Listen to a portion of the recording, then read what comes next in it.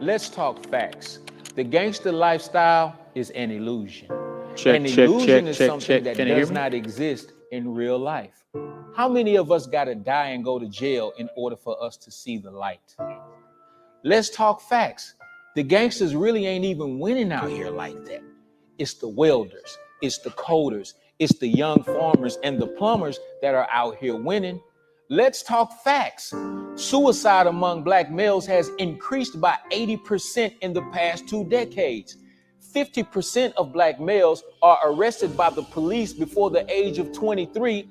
And let's be real, it's easier to find a gun out here than it is to find a decent job. These statistics do not scare us at the Black Male Summit. As a matter of fact, it motivates us. It motivates us to want to educate, empower, and encourage black men and boys with a greater sense of urgency. Join us Saturday, June 3rd, for the 2023 Smarten Up Black Male Summit, 1 p.m. at St. John's downtown in Houston, Texas. Let's talk facts. The gangster lifestyle is an illusion. An illusion is something that does not exist in real life. How many of us got to die and go to jail in order for us to see the light? Let's talk facts. The gangsters really ain't even winning out here like that. It's the welders, it's the coders, it's the young farmers and the plumbers that are out here winning. Let's talk facts. Suicide among black males has increased by 80% in the past 2 decades. 50% of black males are arrested by the police before the age of 23. And let's be real, it's easier to find a gun out here than it is to find a decent job. These statistics do not scare us at the Black Male Summit. As a matter of fact, it motivates us. It motivates us to want to educate, empower, and encourage black men and boys with a greater sense of urgency. Join us Saturday, June 3rd, for the 2023 Smarten Up Black Male Summit, 1 p.m. at St. John's downtown in Houston, Texas.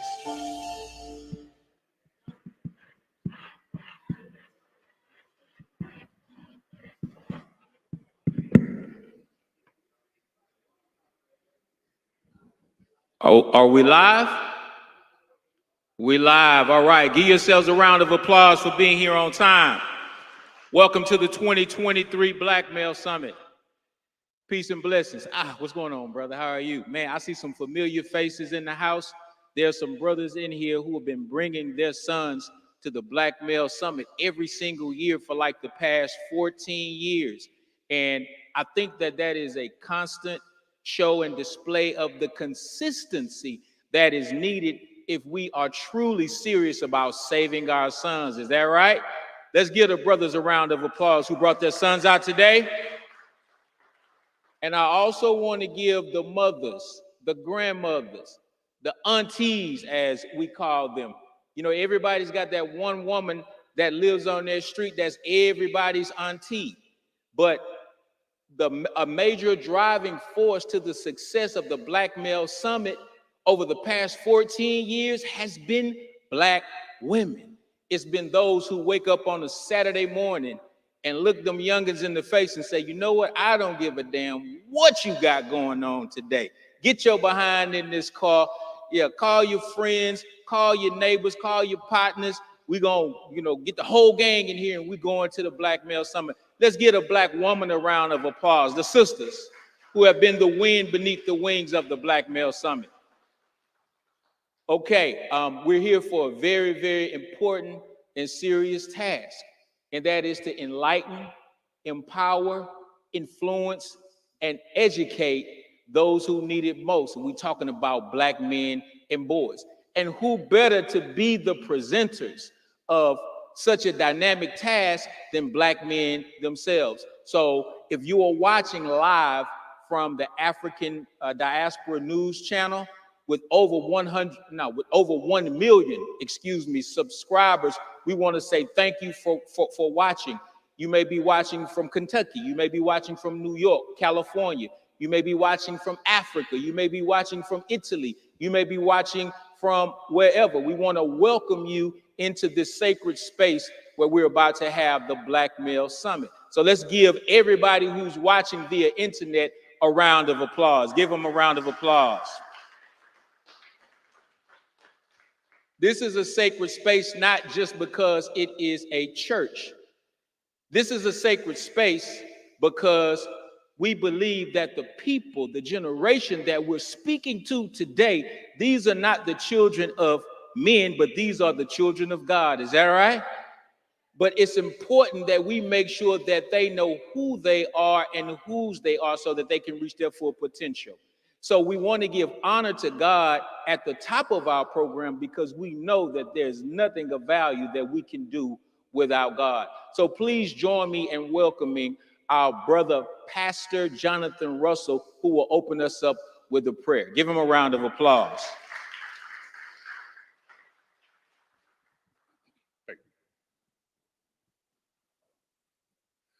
Let's take a moment and bow our heads for just a moment.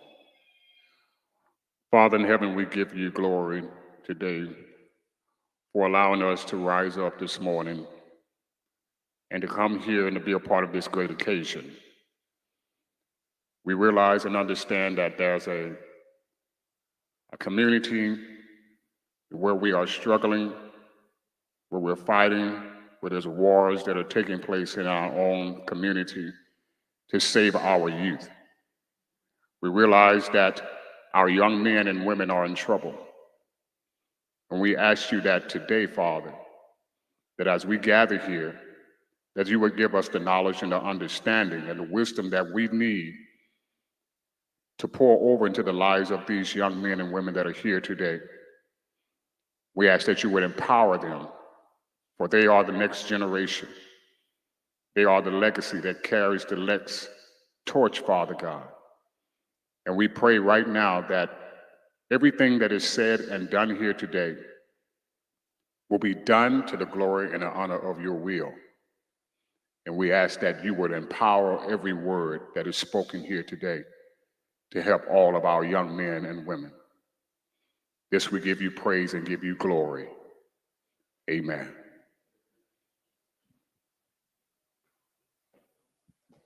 Thank you, Pastor Russell. Thank you, Pastor Russell.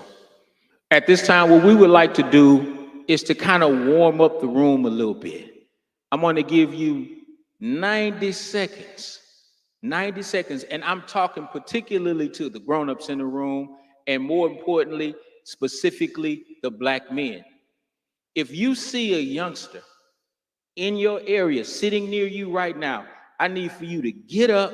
When I say go, I need for you to get up, look him in his eyes, shake his hands, and let him know that you expect nothing but greatness from him. Now, you would be surprised. Some of these young men have not heard that in a long time, if ever. But there is a statistic that says that teachers who expect the most out of their students produce the best students. And too often, our Black boys are in school every day, and there are no teachers who look like them that expect the most out of them, so many of them are failing in school. But today, no young brother will leave this building not knowing that we expect nothing but what out of him? Greatness. All right, let's go. Make sure you make eye contact.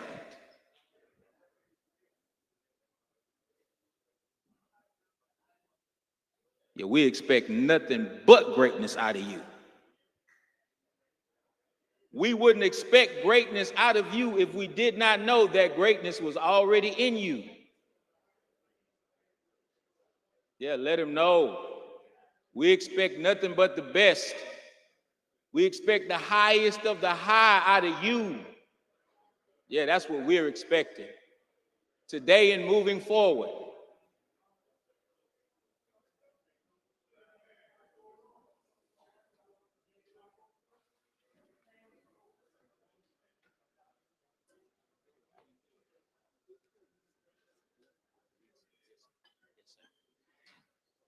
Yes, sir. Yes, sir. We got 30 seconds. We've got 30 seconds. We expect nothing but greatness out of you. We expect nothing. These are the next history makers. You're looking at them right now. The cure for cancer is in this room, my brother DJ H2. Yeah, the cure for diabetes is in this room right here.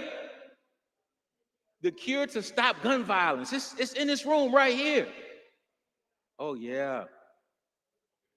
All right, now we could return. If we could return to our seats so we can get started. Now, what I would like to do is, if there's an empty seat in front of you, if you are able, come down front. I want to see you. I want to see what you look like. Yeah, come down front. Let's fill up the front seats so that when people come in, they don't have to walk past you and obstruct your view. Yeah, we got some powerful brothers in here. Yeah, those of you who are watching online, I wish you could see what was taking place in this room. All right. Now, as we get started, I would like to go over a very serious statistic that I heard recently. They say that there has been an increase in suicides among Black males, men and boys, by 80% over the past 20 years. 80%. Black men, Black boys making a decision that they no longer want to live. So the question is why? What's going on? What's happening so bad? What's so traumatic? What's so heavy to where you would make the decision that you don't want to do this thing called life no more? See, what we do is we teach young boys that they need to be hard.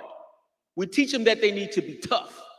We teach them that they need to learn to carry the load and carry their own water on their own. But then when we find out that one of them have made a decision to commit suicide, we say, why didn't they come and talk to somebody? So we have to change the trajectory.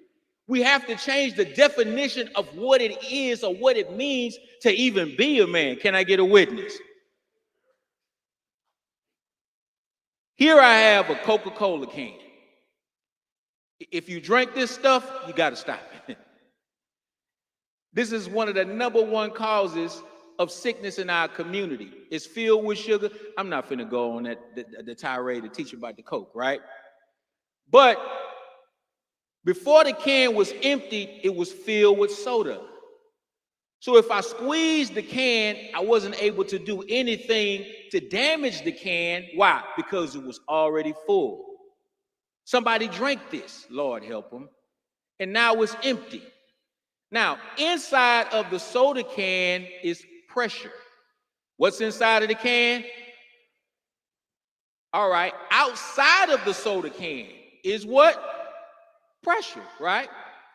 Because the inside of the soda can, that pressure on the inside matches the pressure on the outside, it still holds its form. But when I make a decision to do this, what happens is the pressure on the outside of the soda can became heavier than the pressure on the inside. What's happening to many of us? The pressures in our lives that are on us become so strong that it begins to overcome the pressure that's in us. So what are we here today to do? We're here today to make sure that what is in you is stronger, more powerful, heavier, and able to abstain what it is that is the pressure that's coming from outside of you, right? Now, the only way you can make sure that what's in you is stronger than what's on you is for you to be intentional about what you put in yourself. You must put knowledge in you. You must put wisdom in you. You must put understanding in you. And as long as what's in you is more powerful than what's going on around you, then you will never have the thought to want to take your life. As a matter of fact, you will love life. You will cherish life. You will want to be in this thing called life as long as you can. But we got to make sure, parents, that what's in them is stronger than the pressure that is on them. Am I making sense? All right. So before I go to my seat, I want to talk real swiftly about 7 fears of black men. This is just 7 of them. Remember, I told you that we're taught to be courageous. We're taught to be fearless. We're taught to be hardcore. But at the end of the day, it is fear that's controlling our behavior. All right. I'm going to move quickly with this. So we're talking about the 7 fears of black man. Number 1, being broke. Being broke. Anybody in this room want to be rich someday? Raise your hand. All right, put your hand down. Anybody in this room want to be your own boss someday? Raise your hand. All right, put your hand down. What about, wanting to work for yourself and be an entrepreneur? Put your hands up. All right, put your hand down. Anybody in this room want to be broke? Nah. So when you see a young brother make a dummy crash move, like running into a liquor store and robbing a liquor store, even though nobody even carries cash anymore, he just done risked his life for $40. He did it because he fears being broke. He didn't do it because he was hard. He did it out of fear. Let's go to number 2. Rejection, disappointment. If you grew up like me without your father in your life, you had those weekends where your daddy say, hey, boy, I'm coming to pick you up. Be ready Friday night. Pack your little suitcase. You sit in your living room. Friday night, next thing you know, Friday turned into Saturday. Then Saturday turned into what? Sunday. Sunday turned into Monday. It's time to go to school again. But you going to school with a heavy heart because you felt like, man, I wasn't good enough for my daddy to come and see me. Young boys fear rejection. That's why many of you got to get drunk or got to get high before you go and talk to the girl that you like, because at the end of the day, you don't want them to turn you down. Am I making sense? Let's go. Let's go to the next one. This one's big. It should have been number 1. Dying young. Dying young. When I was in middle school, my friends started dying. When I was in high school, more started dying. It's a hell of a thing when you're 16, 17 years old and you realize, man, I ain't too young to die. So this fear of dying young will cause you to not plan for your future. What do I look like planning for being rich at the age of 40 if I don't think I'm going to live till I'm 21? But guess what? You may end up living. And you'll look up and you're at the age of 40 and you ain't saved no money. You didn't work on your credit. You didn't do anything to prepare for the future because you fear dying young. Let's go to number 4. Looking weak. Looking weak. Some of these children will fight their own mama if their mama confront them in public. And it's not because your mother, it's not because your child hates you, but you made me look weak in front of my friends. A lion who is pacing around the jungle, he can't afford to look weak, because a lion who looks weak is like he's sending out an invitation to a pack of hyenas to come and get him. So these are one of the things that your sons fear. They fear looking weak. Let's go to number 5. Yeah, prison.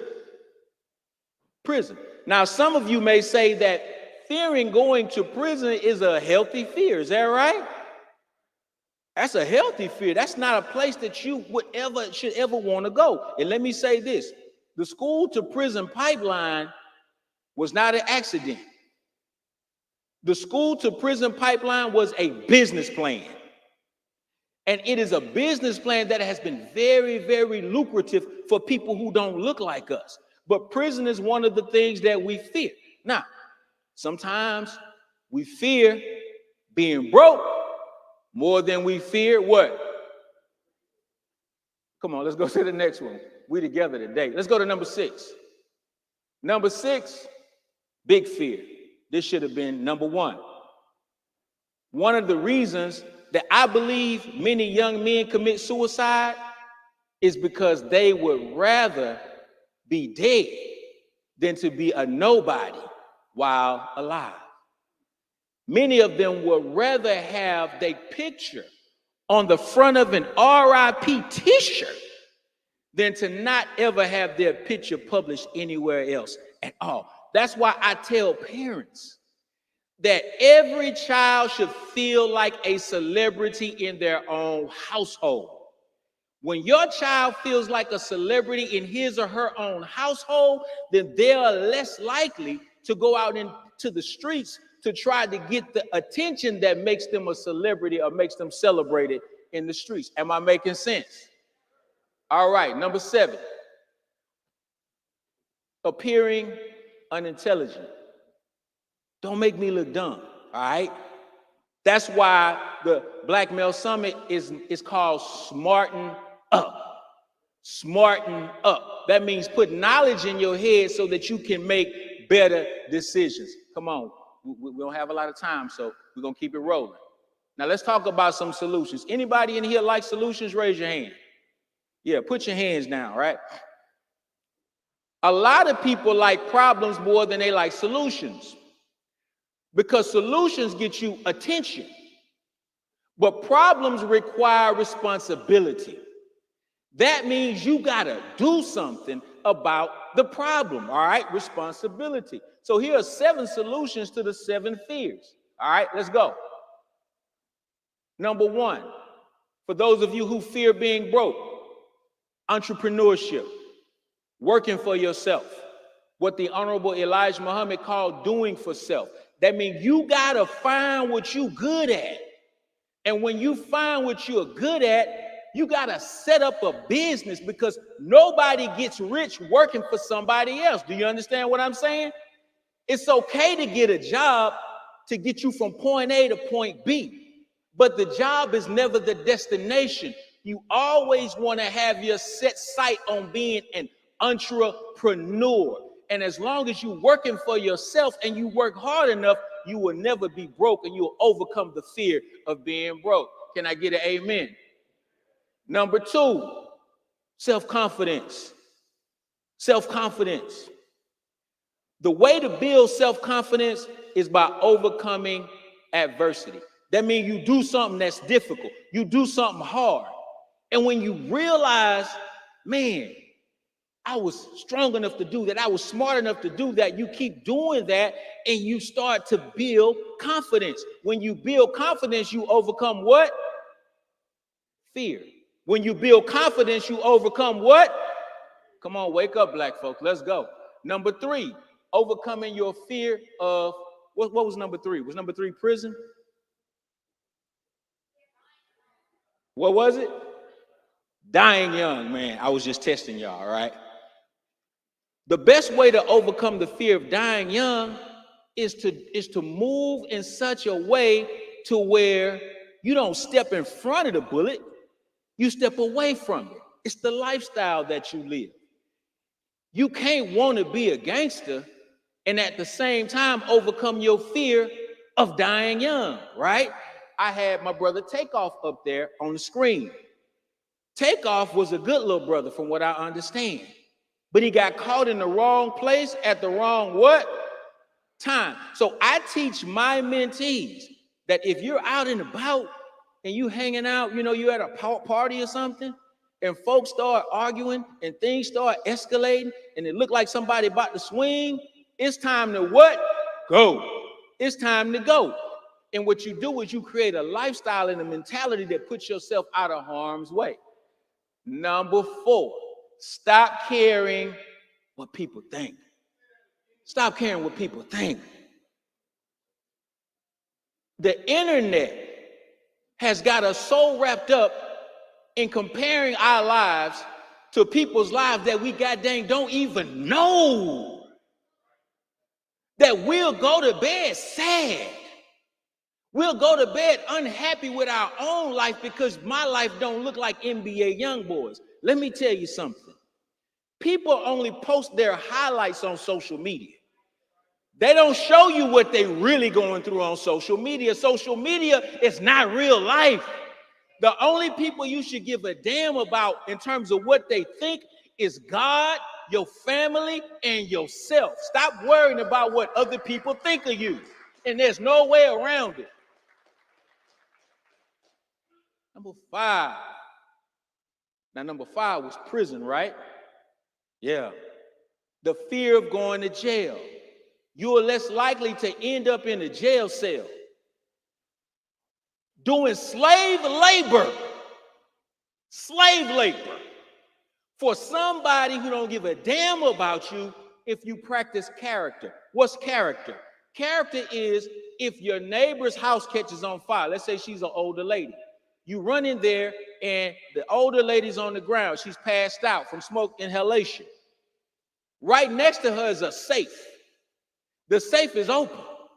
There's $100,000 in the safe. What you gonna do? Now, the criminal mind will say, hey, you know what? This is the lower self talking. This lady probably dead anyway. I need this $100,000, right? But what if she's not? What if she's alive? If you grab if you grab the money, then what you're doing is you're displaying a type of mentality that might land you in jail someday, right? But if you were displaying character, you realize that no amount of money is more valuable than a human life. So me and that lady, we got to go, all right? Then I'm going to go back in and grab that $100,000. I'm just joking. No, the $100,000 ain't yours, right?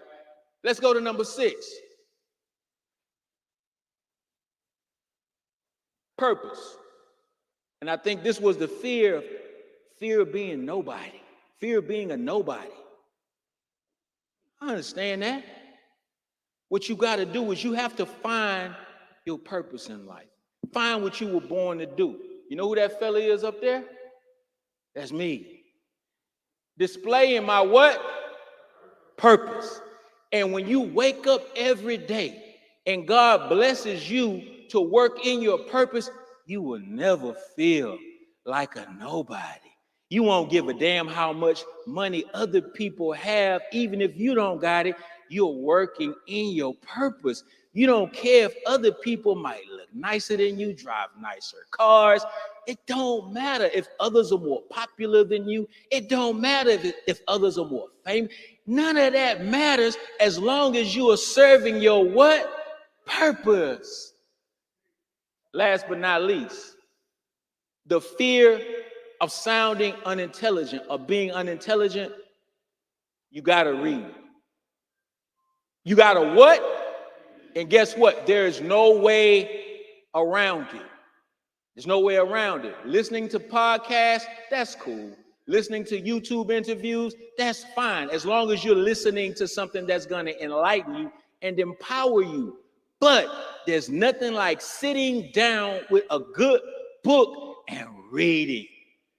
So the Honorable Elijah Muhammad said that if there is one among us that cannot read, that's way too many. Is that right?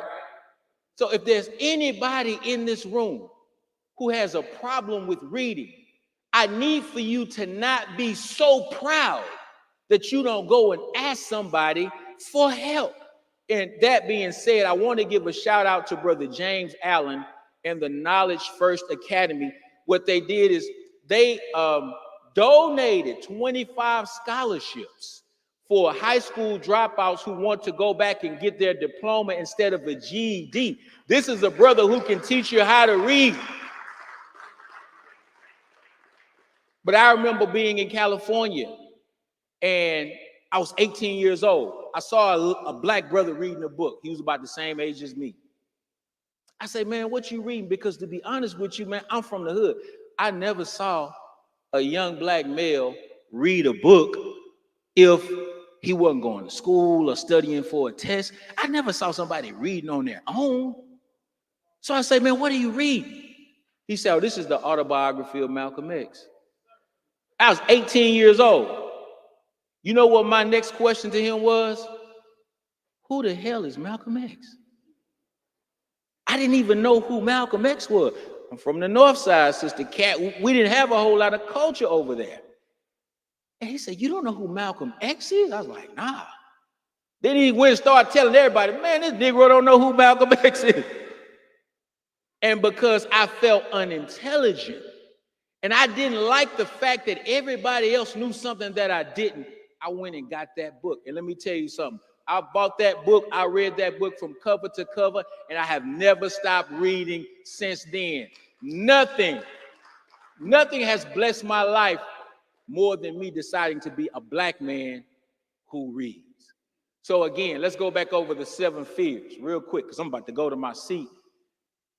You ready, brother? My brother's ready. All right. Number 1, fear being broke. We got a brother by the name of Chad Muhammad here today that's going to go into detail about how we overcome this fear. The fear of rejection and disappointment. All right. What's number 3? Yeah, fear of dying young. That's a serious one. I need you to get that off your mind. Stop thinking about dying and start thinking about living. Because being afraid to die young is not going to stop you from dying. But being afraid to die young will stop you from what? It's going to stop you from living. Let's go to number 4. Looking weak. I'm telling you, stop worrying about what other people think of you. Number 5. 6. Yeah. 7. All right. Solutions. As we go over the solutions, I need y'all to say them loud with me as they appear. Number 1 is what? I can't hear you. What is it? Number 2 is what? Self-confidence. Number 3? Yeah, lifestyle. Number 4? Say that again. I can't hear you. Say it so the cows out in Brenham can hear you. Number 5? Number 6 is what?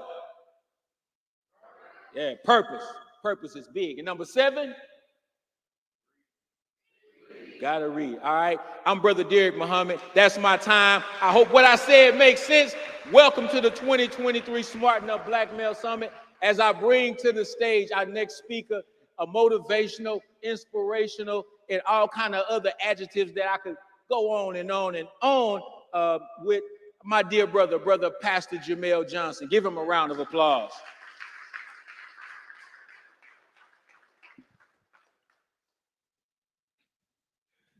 All right, good afternoon to everybody. All right, let me do that one more time. Good afternoon to everybody. All right, man. I got my sexy quiet storm voice on because I have been speaking all week long, and I think I lost it on Thursday. But this is what God has called me to do, so we're going to do it.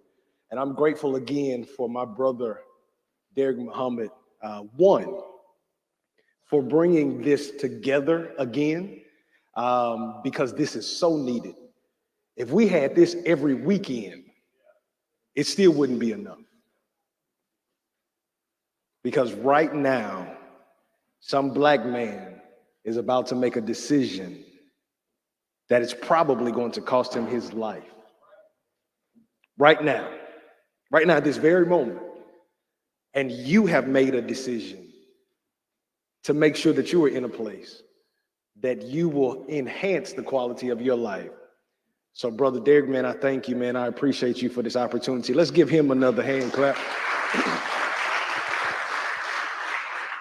Then also to my uncle, man, this man right here, I definitely say he has planted seeds in my life.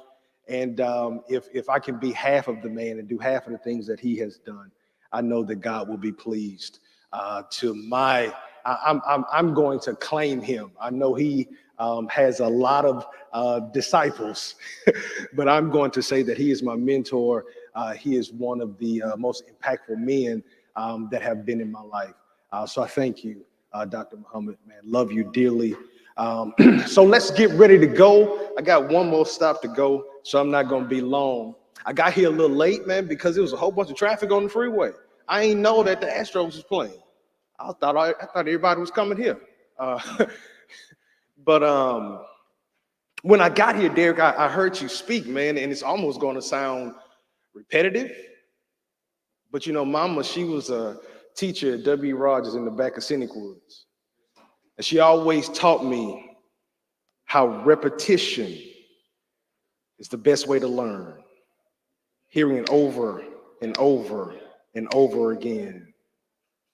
And the reason why I know that this moment is divine is because my brother, I didn't send my PowerPoint in yesterday because I woke up this morning and God took me a totally different direction, all right? So this is all like fresh off of the press. So when you hear this, you're going to hear an echo of what was just said. So this is going to be something that somebody needed to hear. This is going to be something that's going to change somebody's life. I did this time last year. I am the undeniable power of self. And I started off, you go to the next slide. I started off with this picture. This picture was in a magazine.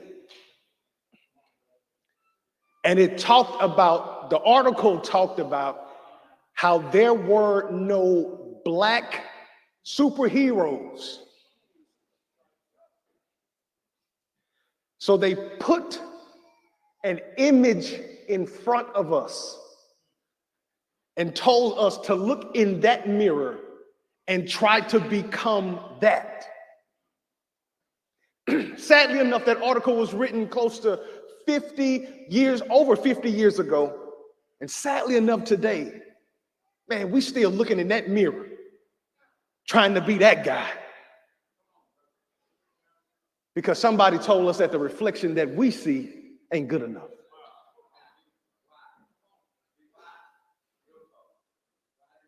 Because if I can go to the next slide, this is the picture that they want you to see.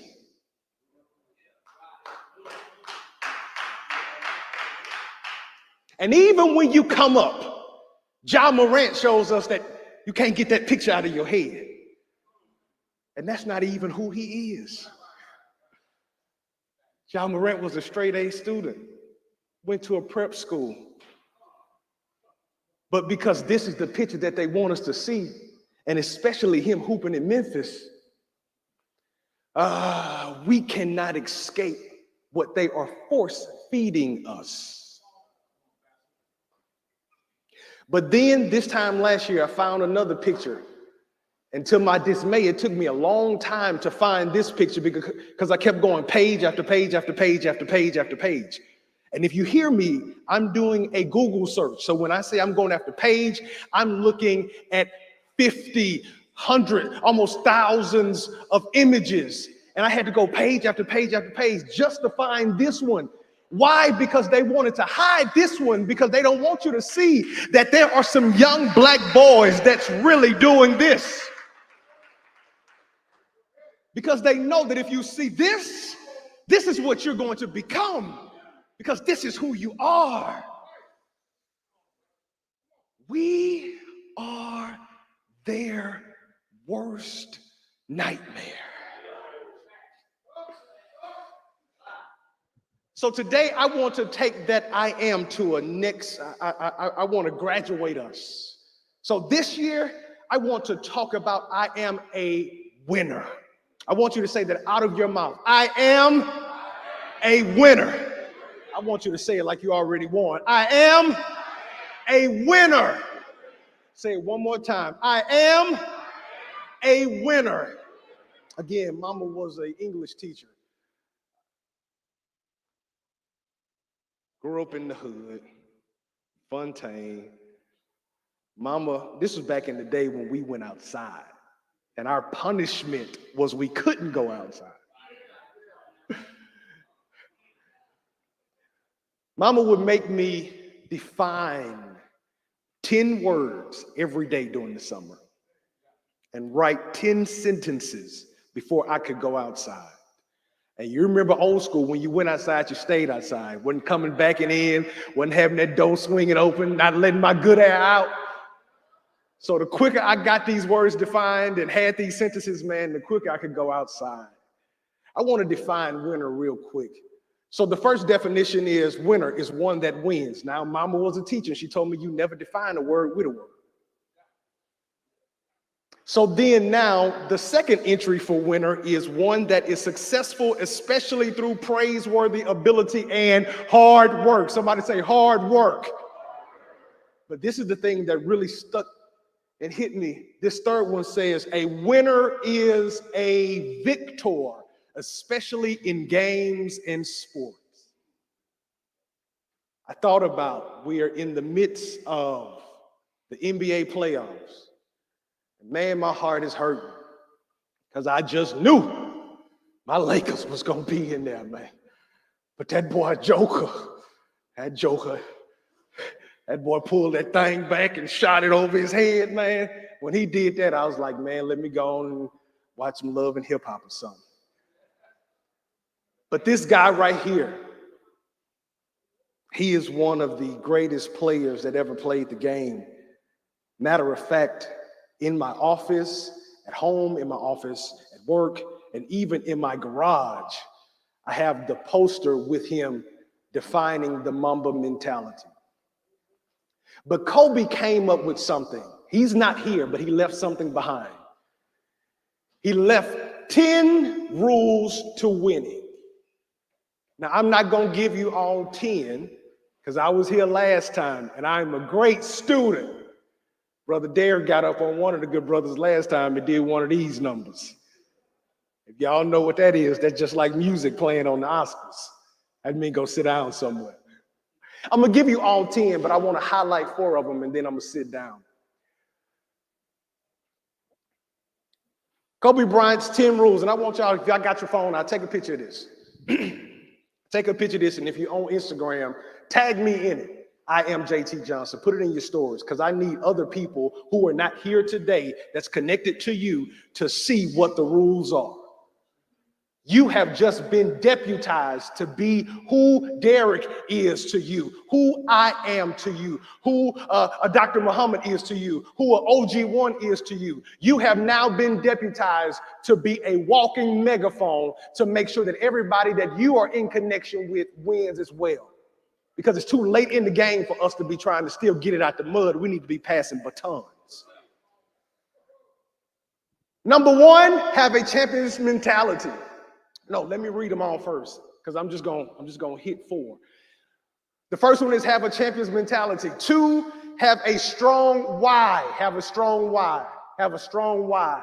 3, get better every day. Every day. Every day. Every day. Get better every day. Protect your dream. Outwork everybody. Outwork everybody. And I want to tell you this real quick. Everybody that makes it to the league, man, they special. They special. They hoopers, man. Because we went to school with some cats that was cold, that couldn't even make it to the G League. So, man, to make it to the league, you special. But, man, to get to that 1%, to get to that group that only you can call them by their first name. You don't even have to say the whole name. To get to that level where you can say Jordan, or you can say Magic, or you can say LeBron, or you can say Kobe, or you can say Steph. Those guys put in work every single day. They were in the gym before everybody got there. They were in the gym after everybody left. They made some sacrifices. They took care of their body during the summer. They were always in game shape. They ate right. They drank water. They took their vitamins, and they did what nobody else would do. I would have to go in great lengths to tell you who Smush Parker is. He's a referee now. Only reason why I know him is because he played for the Lakers. But you got to outwork everybody. Number 6, surround yourself with greatness. Number 7, learn from your wins and losses. Even in your wins, there's something to learn. Even in your losses, there's something to learn. One thing my daddy told me that stuck with me, he said, Jamel, don't get too high on yourself when you have a good day. He said, because that good day very well may be a setup because tomorrow may come and punch you in the mouth. Number 8, push through the pain. Because man, there's going to be some days where it's hard. But man, to be a winner, you're going to have to push through. Number 9, keep going. Number 10, prove them wrong. Let me give you the 4 that I want to make sure that I put in your head today. The first one is have a champion's mentality. Say it, I got to think like a champion. I got to think like a champion. I got to think like a champion. It's a mind game. It's a mind game. It's a mind game. They have convinced us to want to be domino champions when they're playing chess. I'm talking to the people up there. They have convinced us to want to be domino champions when they are playing chess. It's a totally different game. We want to ride around in the hood, have grills, have necklaces, and we are fighting over streets that we don't own. Chad is going to help you to learn how to own the street. Because if I'm going to rep a hood, I'm definitely wanting to make sure that it's some money coming in my bank. I'm going to clap on that one right there. Everybody dying over a neighborhood or dying over a street, and they don't even have enough money to pay Big Mama taxes once Big Mama die. We have to move to a place where we start to think already like we are a champion, because when I think like a champion, I walk different, I talk different, I carry myself in a different way. My brother Derek said something years ago that has stuck with me. I ain't got to keep on telling you to pull your pants up if I can get you to pull your mind up. If your mind goes higher, nobody has to tell you to pull your pants up, because you know that your pants are a representation of who you are. And I am not going to ever be in a space where before I walk in the space, I look like I don't belong. I got to think like a champion. This is the second thing that I want you to see. And the reason why I combine these two, because man, I think they like brothers and sisters. Protect your dream and surround yourself with greatness. The reason why I say these are kind of like two cousins or twins is because some of us, hear me real good, because this may be for some of the people that brought the young men here. Some of us, our dreams didn't become reality is because we kept trying to get people with no vision to believe in our dreams. And we surrounded ourselves with people who didn't have any motivation. We surrounded ourselves with people who wasn't going nowhere. We surround ourselves with people who, when we tell them, man, I'm tired, then they tell you, yeah, man, you ought to get some rest. No, I need to surround myself with somebody that tells me you ain't tired yet until you have crossed the finish line. I was working with Dr. Muhammad. We did this big walk in April. And Dr. Muhammad, as we got closer to the finish line, one day he called me and he said, Jamel, make sure you bust through the tape. I say, huh? He said, Jamel, make sure you bust through the tape. He said, because some people get to the finish line and they think that they've won. He said, but the race ain't over until you bust through the tape. He said, go look on YouTube and see how many people slowed down when they got to the finish line and somebody came behind them and won the race. I don't want you to have your dream to go unfulfilled because you get to a point, because you're not surrounding yourself with great people, great thoughts, surrounding yourself with greatness, and you're not protecting your dream, that you get close to it and all you have is a good picture and a caption, but you don't really have success. Because what we have gone to now in 2023 is we want to look good on social media, but we don't have any real value in our lives. Go to the next one. Get better every day. Get better every day. Now, if I was in my church, I'd tell you to touch your neighbor. So do me a favor. Touch your neighbor. Tell them get better every day.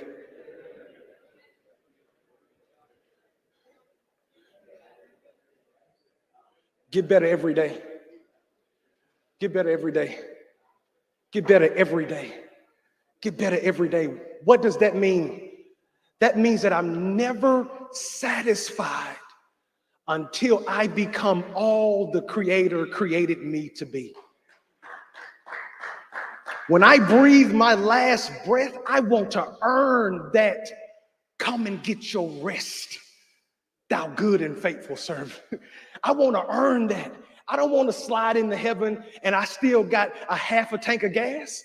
I want to be on empty. I want to have poured out everything that he put in me when I was on the assembly line. But right now at 43 years old, there is a better version of Jamel tomorrow, because there are some things that Jamel has to do today that makes Jamel better tomorrow. I have to be more disciplined. I got to be more focused. I got to stop caring about what they think. I got to make sure that I meet deadlines. And that's me. Why? Because I am trying to be better, and I'm not trying to be better than you. I'm trying to be better than me. Because me trying to be better than Derek, me trying to be better than Derek causes me to compete with Derek. And that's what has caused there to be so much dissension between black folk, is because we're trying to be better than each other when we should just be trying to be the best version of ourselves. Because if I be better and you be better, you connect your better to my better, then now we are like this. Because man, if I hit you and I slap you, man, I might leave a sting on your face. But man, if I ball my fist up and I come and hit you in the right place, man, I very well could kill you. What are you saying? Are you encouraging us to go fight? Yes, I am, but not in that space. I'm encouraging us to stop trying to do it individually and come together. All right. Is that the last one? Oh no, the last one is this one. Prove them wrong. Prove them wrong. Prove them wrong. Who is them, Pastor Jay? Them people that had that picture on Google that wanted you to see that only black boys are out thugging. Them people that's in a room right now that would rather build a new prison than to put money in schools in our hoods. Them people that are more concerned about us celebrating Pride Month than us celebrating Men's Health Month. Them people that don't care about you or your future, but as Derek said, they got a future for you. How you don't care about me and my future, but you got a future for me? Because they don't want you to have the future that you are destined to have. They want you to have the future that's going to line their pockets. I am going to come and prove them wrong. That's my time, y'all. I want you to say this one last time. I am a winner. I am a winner. All right, man. I want to give you all this every time I come. I want to give you something. This is for free. Just scan that QR code. You can get my book, the first book that I wrote. I dedicated it to my boys because I wanted them to know that they can be whatever they wanted to be. Man, I hope you all enjoyed the rest of your day. Man, good to see you, Ron. I ain't got my glasses on, man, so I didn't see you right there, but I'm glad you stood up. Man, y'all enjoy the rest of your day, and don't forget that you are a winner. Man, come on, brothers and sisters. You can do better than that. Give Pastor Jamel Johnson a round of applause. Remember what the brother said. We have to get better every what? Get better every day. And just as we have to get better every day, I guarantee you that this Black Male Summit is going to get better with every speaker, every presentation. But before we go to the next presenter, there he is. I want to give a shout out to my brother, State Representative Ron Reynolds, who is one of the sponsors of the Black Male Summit. Please give him a round of applause. And we want to give a shout out, a special shout out to our marquee sponsor. Were it not for this group of people, this particular department with the city of Houston, we could not have put this on for you all this year. A great help to us all. Please give it up for the Houston Health Department. And we have the Assistant Director of the Houston Health Department, Ms. Deborah Moore. Could you please stand, Ms. Moore? Let's give her a round of applause for helping us to put this together for the community. Are y'all ready? I can't hear you. Are you ready? I can't hear you. Are you ready? All right, brothers and sisters, please join me in bringing to the stage a very special presenter to me. Let me tell you something. I only bring people to the Black Male Summit to inspire you that done already inspired me. Give it up for activist, filmmaker, former gang leader, my big brother, the only, where is he? I'm about building it up and he done disappeared. The one and only, straight out of Baton Rouge, Louisiana, Brother Arthur Reed, also known as Silky Slim. Give him a round of applause. The boat needs rocking, we will rock the damn boat. Silky, you got to help me with this. I have to be honest. I didn't grow up in the streets. I've never been a gangster, but explain to us how we can make a difference. We got a whole generation of people that's living a lifestyle that's lawless because they have created their own so-called street laws. These are obituaries of some of my friends and former gang members. I keep these as a teaching tool for the youth, because what happens is that a lot of these youth hear about some of these people that's in my hand through music, and they're glorified, and I try to teach them that there's nothing cool about dying. And I think that we have become a people that accept death too easily. What they don't know is the bullshit, the drama. We kill each other over and over and over again, and don't nobody say nothing. The drugs, the children, the thugs, the tears, the hugs, the love, the slugs, the funerals, the wakes, the churches, the coffins. It breaks my heart to hear a mother cry. That was my son. He had been shot. The same shot that he had right there, I have right here. The hurt, the pain, the dirt, the rain. The money, this drug selling, the addictions, the trying to balance everything out led to several suicide attempts. The old man told me something. He said, look, Silky, you'll never get ahead staying in bed. You have to wake up early in the morning, wake like a slave, and have the mind of a This bastard. is all about my wife, my kids, the life that I live. Through the night, I was his. It was right what I did. My ups and downs, my slips, my falls, my trials and tribulations, my heart, my balls, my mother, my father. I love him. Benjamin Crump is under attack every single day. Why he didn't get the police arrested in this case? Why he didn't get the police? He's not a goddamn prosecutor. He's a civil rights attorney. Stealing, the shit, hit the ceiling. Little boy with no feelings. The frustration rage. Trapped inside a cage. The feelings till the age. I counted it 12 days.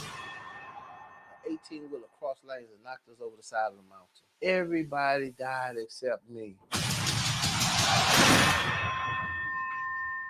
Yo, let's give God a hand. Get up and give God a hand. Give God a hand like God deserves a hand. I'm happy to be here because I didn't have to be here. I shouldn't be here, but by the grace of God, I am here to bring you a message of hope and to let you know that it's not where you start, but actually where you end the game that counts in life. I heard Pastor say, when I get to heaven, I want to be out of gas. I'm trying to run out of gas too, because I know the hell that you young men can go through in life. I had to travel right at 4 hours to get here today, and I traveled real agitated. I made the mistake of waking up at 5 o'clock this morning, and I watched a documentary on Motown. And it was all good, listening to Motown and Smokey Robinson and Stevie Wonder, and they was talking about how he was a young genius. And then they talked about Atlanta in the early 60s. And I heard Smokey say, and another guy was sitting there, and he said, I went into the waiting room of the hotel. He said, and I felt a piece of steel on my head. He said, when I turned around, it was the shaft. And he said, nigga, you know you're not supposed to be in here.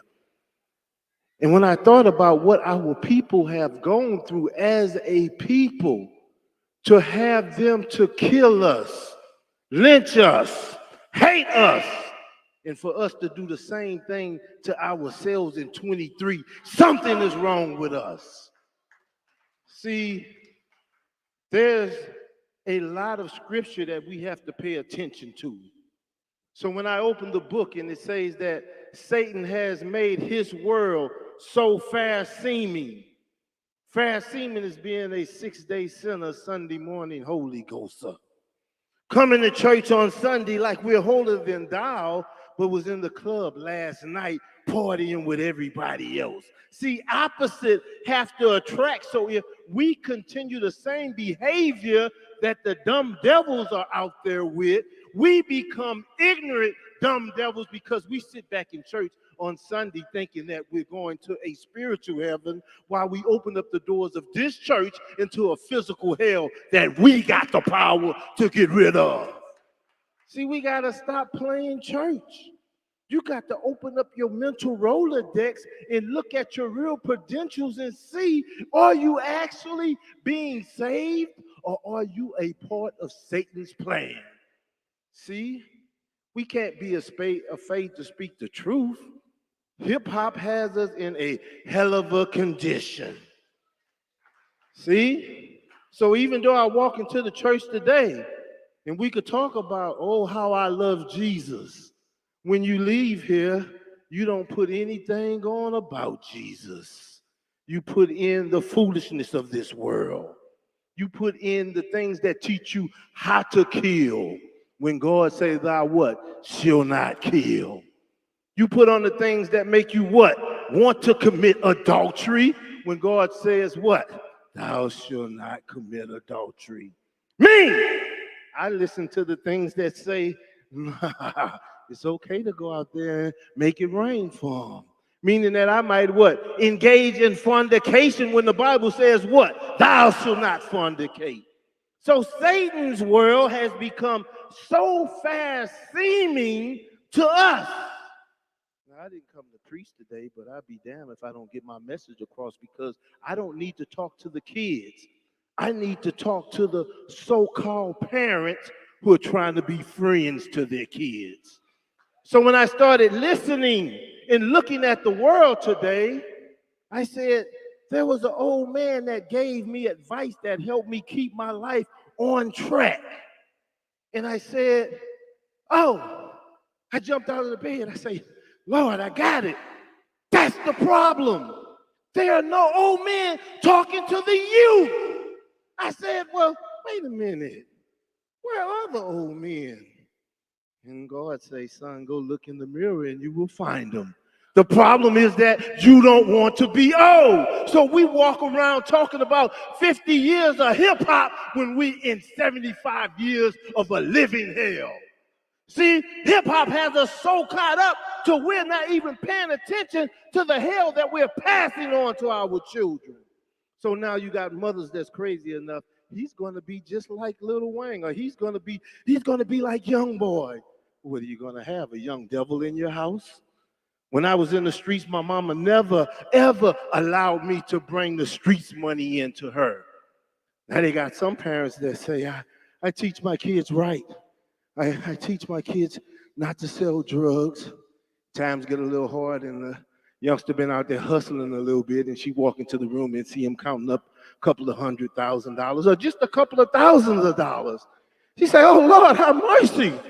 Baby, where did you get that money? I say, Mom, I was just selling a little weed and I was going to give you that $700 that you was looking for on the rent. She said, well, baby, give it here. And baby, don't go out there and sell no more. You got to condemn that out the top. See, because when you start participating in it, Satan's world come into you. Can y'all pull a PowerPoint up for me? There's a life out there that looks so fast-seeming to these young men. And let's go to the next one. When you see this, gangster rap, how to avoid this negative influence. Now, I want you to check that out because at the top, you have this wicked-looking individual. On this side, you have Tupac. On that side, you have Biggie. And if you can notice, he's consumed both of them, meaning that the devil has stole their soul. And then that devil, hands, is connected to strings. So you see him connected to all of these rappers. And then you see two rappers that's chained down because that's the chains that hip hop puts on the brains of our young individuals. I want you to think about something. Older guys will know this. When we were coming up, if you sold a dime bag of weed, they'll bust you, take you to jail. You might get a misdemeanor and end up doing 6 months. If you had a pound of weed, you was gone for what, about 5 years? So weed was illegal. Then the enemy found out that he could take the weed and control it through chemical substances, And then he said, I'm gonna legalize it now. Why? Because I want all of y'all to be able to get high and I could kill all of your damn brain cells. The chemicals will destroy everything within you.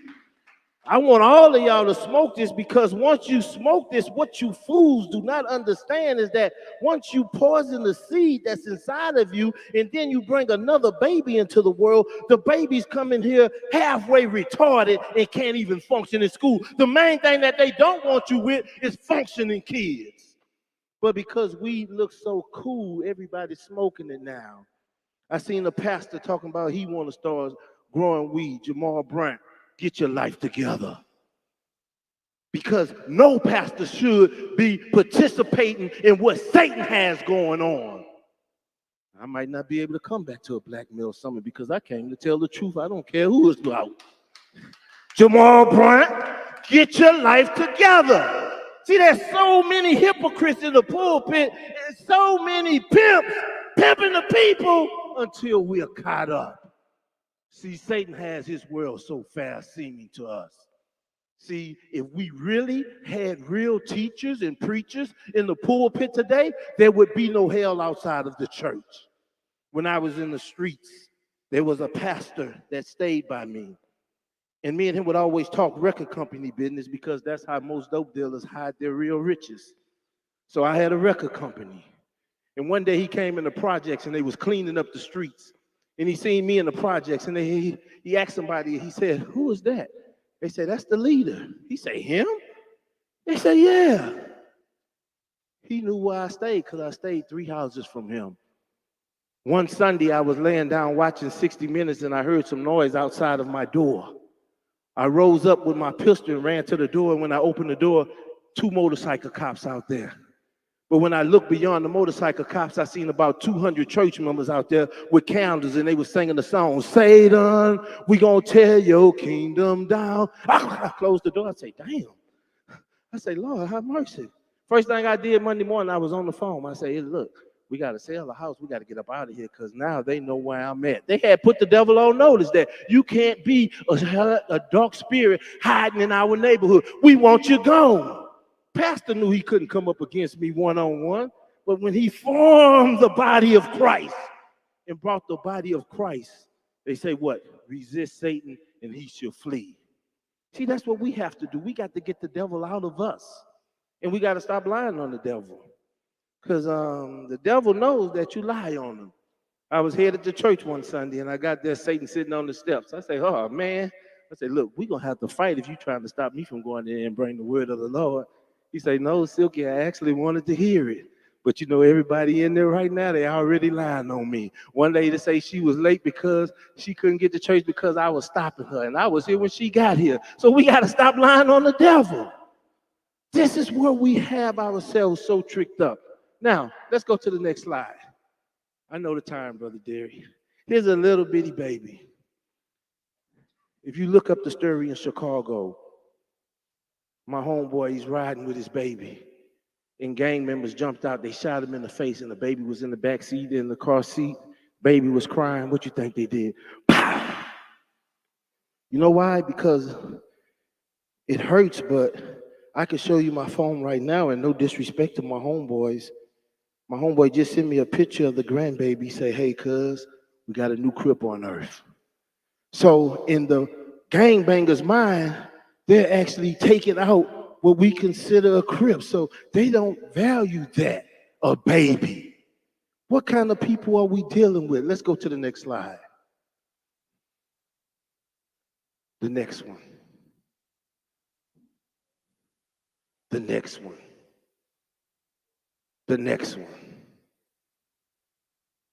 We have a whole generation of black men that are being killed in a civil war in our own communities. We have the power to stop it. Most of these are our children. My son gangbang. Brother Derek, no, and I prayed out to God. I say, God, look, please just save his life. I don't care how you do it. Just save his life. 3 days later, he was in jail. My brother say, boy, you must be in good favor with God because he answers your prayers real quick. And it's bad that you have to feel like your child is safer in jail than on the streets. But before I allow him to die in the streets, I would much rather send him some money in jail and let him learn a lesson before I pick his body up out the streets. Go to the next slide. Here's a slide. See the sagging pants? I heard, I think it was, may have been the pastor talked about the sagging pants, say, once we got to get the mind up. See, we got the attitude that it's cool to sag. And we take that as a honor. I'm telling you, I've been in the streets all my life. And let me tell you something, because I see some people in here that want to be G's. I did not come here to assassinate your character. If you love the streets, love them fully, because the streets will raise you and kill you. I've left many of my homeboys in the streets over and over and over again. It was so bad at one time people was telling all of their children, look, don't hang with Silky Slim because you're going to get killed, and don't nothing happen to him. See, I thought I had actually found out a way where I couldn't die. That's how ignorant and crazy I was. I didn't know that God had a hand around me, that he was going to use me to be in a Black Male Summit talking about these same streets in a worse time and in a different phase. Huh? So when you look, let's go to the next slide, at what's happening in the streets, all of these young kids are now introduced to gang banging. Go to the next one. And we look at this as honors. Go to the next one. And we look at this and we be proud about who we are. Let's go to the next one. We represent what Pastor said. We represent streets and hoods, and we don't own none of them. So we got four-corner hustlers hustling on four corners and don't even own that little bitty lot that they sleep in. See, that's how crazy we are. We got people with money and they make all of the drug money, and the first thing that they go do is donate that money to Louis Vuitton or Fendi or Gucci, and these people hate your damn guts. They make blackface sweaters, and you say, we're boycotting Gucci. And I seen my brother T.I. came out and said, we're boycotting Gucci. We spend millions of dollars with y'all. We ain't wearing that no more. And I'm sitting back at home. I say, boy, that's a smart Negro. I say, he got a clothing line, a cool. I say, now he really come up, because he going to start getting the hip-hop people to wear his clothes. Next week, I seen that fool on TV with Fendi on with his whole family. I say, boy, he missed the mark. See, we're so interested in promoting white folks' products because they have you thinking that yours worth nothing. We're so interested in promoting white folks' product because you feel like if you don't put it on, nobody will never know that you got money. I had a friend that had a lot of money, and I say, man, you should be pretty cool. I say, you're a millionaire. You know what he told me? Doc, what good is it being a millionaire? Nobody knows. In my mind, that's the right kind of millionaire, because now I ain't got a bunch of Negroes begging me for nothing. In my mind, that's the right kind of millionaire, because you don't have to bring me everything trying to sell me on it. See, we're not satisfied with the wealth. We want the fame. It's a difference between fame and wealth. See, so you have to realize that money does not make you wealthy. Knowledge does. If somebody breaks into my home and they take everything I own, I wouldn't even worry about it. They could even have my car. I wouldn't worry about it. Because I walk in the house and laugh. I say, ha, ha, ha, ha, ha, ha. Doggone fools forgot to take the books because that's where I got everything from, the knowledge that I learned. See? They say if you want to keep something away from us, where to put it? Put it in a book. So I know you wouldn't even take the book. And y'all know too, because sometimes your house get broken too, and the first thing you run to is that Bible and look, whoa, Lord, my money's still in the Bible, baby. Thank the Lord. That's just the way life is. Let's go to the next slide. This, a lot of people, I hear people say that, and I want to correct that for you, and I'm going to be real brief with y'all. People say that, oh, that's money, it's the root of all evil. Bible say the love of money is the root of all evil. Now, I might be guilty of that because I love some money, but I understand that God is bigger than any dollar that I could get, so I'll never put the dollar before Allah, which I call God because I do practice Islam, but I would never put the dollar before God is what I'm telling you. So many people put the dollar and the dollar become your God, and then you become a slave to the world. Let's go to the next slide. Now, you can make a lot of this and don't do anything with it. Let's go to the next one. The next one. Go to the next one. All right. Let's just run through some of the slides. I got a story here. Keep going. Keep going. Now, here's the project. This is where trap music was created. And I'm in the trap house right here. And as you can see, it's filthy, it's dirty, but only one thing was in mind, money. Didn't matter about cleanliness. It didn't matter about taking anything up out of there clean, because why? We was making dirty money and we wanted everything around us to be gutter. So that's how we was living, with a gutter mind state. That was a raggedy mind. We only went there to cook crack and sell crack. And the reason why they started calling it the trap house is because we had burglar bars and the whole house was like a jailhouse. And if the police came, we was what? Trapped. So it's the trap house. And then they introduced this trap music to you, what? To trap your mind. Let's go to the next one. The next one, all of these are gang banging pictures. Let's go to the next one. And I'm gonna stop, go to the next one. One more. Go. There's one that I want to stop on. Go ahead. Just go till I tell you to stop, please. I'm trying to make one point. Go ahead. Go ahead. Go ahead, one more. Now, here's a kid. I got this off of Facebook. This is about one of the only pictures that I got off Facebook. But this is what we put into our kids' mind. And this is what we have to stop. Go to the next one, because if we don't stop this, go to the next one, brother. And I'm trying to wrap this up for y'all. Go ahead to the next one. Now, here's a kid with a mean mug on his face with a toy gun, but the ultimate goal is to what? Replace that with a real gun, and then we get images like this. Go to the next one, brother. Go to the next one. That's right. Oh, my God. All right, stop right there. Death and destruction is in the streets. And I see we have a few young ladies in here. We have mothers in here, but mothers, we have to take our kids real serious.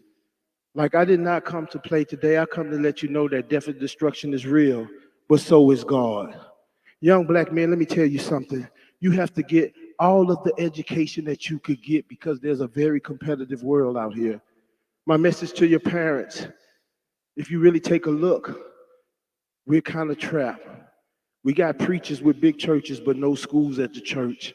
So when we want to send our kids to a private school, we have to send them to what? A Christian academy that's ran by other folks. If you really take a look, Javante Davis, that's a big, Brother Derek is a big fan of Tank.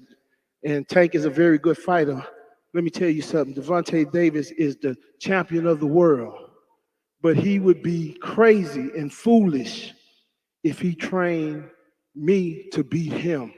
That's the way it is with us asking other folks to educate our kids and think that you're going to get by.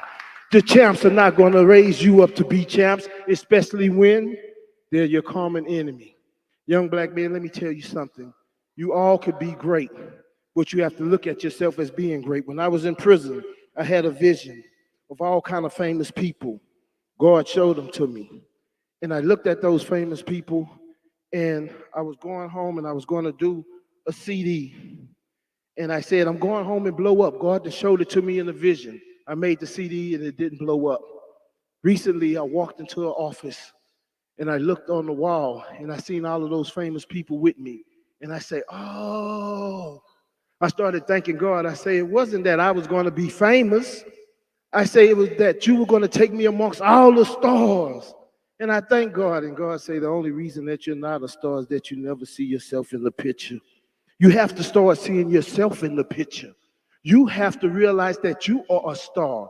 Don't waste your time marveling over somebody else's greatness and never create your own.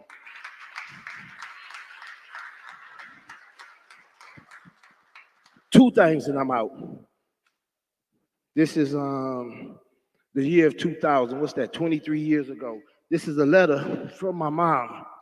And in this letter, my mom is telling me to stop wasting my life. Stop just existing, son, and start living, son, because you have something valuable in you. Stop wasting your life. But at the end, hold this for me, Brother Derek, because I'm wrapping up. At the very end, a young man wore a shirt, and I know that a young man wore a shirt, and I know that Brother Derek came up with the shirt to say, life, style you're living, you have to change. She said, at the end of the day, you're only existing. You have to ask yourself at some time, son, is it worth it? That's what we all have to ask ourselves. Is it worth it? Let me tell you something, young man, and I'm not bragging. Trust me, I'm humble. But there's nothing that you could go out there and try to do that I haven't already done, son. This is proof that God brought me from a lifestyle where I thought I was a gangster, where I thought I was so much of a so-called gangster when I was only a fool for the devil. See, when you go into a prison, and hold this for me, Derek, when you go into a prison, and I close on this, when I was in prison, we all thought we were gangsters and we would get into fights with each other, kind of like what we're doing in the hood right now. We only fight each other. But when you heard the keys and handcuffs coming down the walk, the first thing we do is jump on the bed. Oh, Lord, here come the man. The man got us. And the man has fear in you, because if I was really a gangster, I would have waited for the man to come inside the dormitory and me and the man would have tore it down like I did with my brother. Put love in your heart for your brother like you should have for yourself, and we'll see better days. Thank you so much.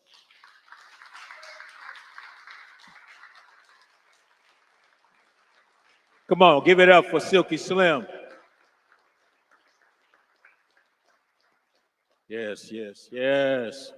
And you're looking at a walking, living, breathing example of what God can do. Give him another round of applause.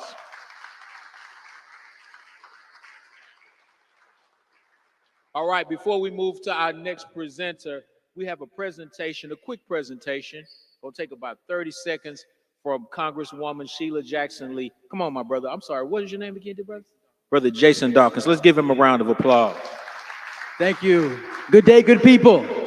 Good day, good people. Wake up, wake up. Good day, good people. My name is Jason Dawkins. I am a certified public accountant. I'm a business professional. I am a law student at Thurgood Marshall College of Law. And today I am proud and humbly proud to present to you a recognition from Congresswoman Sheila Jackson Lee, the 6th most effective congressperson in Congress. That's the congressperson I represent, Congresswoman Sheila Jackson Lee. The woman that brought us Juneteenth, so that in Pride Month that we can represent and recognize Black pride. That's Juneteenth. That's what Congresswoman Sheila Jackson Lee has brought to our people. The Congresswoman that sits on the Commission for Young Black Boys and Black Men. The Congresswoman that is championing H.R. 40 for reparations of our people. That's the Congresswoman Sheila Jackson Lee that thought it fit that I come today to represent, on behalf of her, to recognize the Black Male Summit, because your health is your wealth, and it is important to the Congresswoman. The Congresswoman is also running for the mayor of Houston. She intends to build upon and make a big commitment to the health of Black persons in Houston. And so, as I close, I recognize you, Brother Muhammad, with this certificate of congressional recognition, where it says, and all you need to really hear is that the Black Male Summit is worthy of the respect, admiration, and commendation of the United States U.S. Congress. And more than that, remember that your life, Black men, Black health, you are worthy. Thank you. Thank you, Brother Jason. I appreciate it. Yeah, please give the Congresswoman our regards. Sure.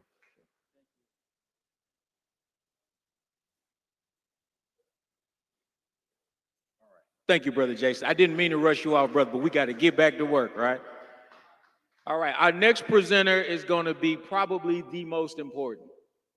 It might be the most important. And that's because one of the things that we want to push here today is we want to push the acquisition of trades for young Black boys. Every Black male in America needs to learn a trade. Every Black male needs to learn a trade. Once you learn how to do something with your hands other than scroll Instagram, you can use that to build a business for yourself, and you don't have to wait on somebody to give you a job. You will have the skill set to create a job for yourself. Is that right? So the next brother that I want to bring up is a brother who I admire greatly. He inspires me greatly, and he's into getting his hands dirty. You understand what I'm saying? Not from a gangbanging perspective, but this brother is into agriculture and agribusiness, which is the future. Is that right? Please give it up for our brother Marcus Glenn. Let's give him a round of applause. Going to talk to us about the importance of growing your own food. All right, man. Thank you, brother Derek, for having me. I'm glad to be out here amongst all of y'all. If you've ever heard me speak before, I start off with 4 quick questions. So for the young people in the room, I want y'all to participate with this. How many people in this room eat food? Just by a show of hands. All right, put your hand down. How many people wear clothes? Okay, go ahead, put your hands down.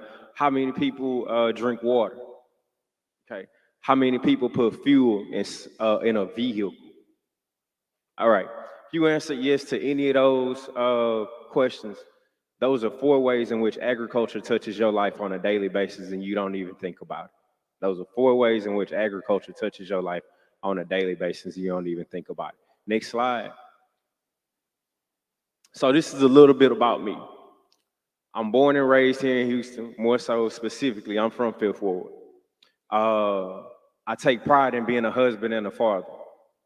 I graduated from Prairie View A&M University with a bachelor's degree in agriculture. I went on to Iowa State University and got a free degree from there because I had good academics. I could not dribble a basketball. I could not run down anybody's field, but yet these people paid for my degree because I was smart. Got my master's degree from Iowa State University.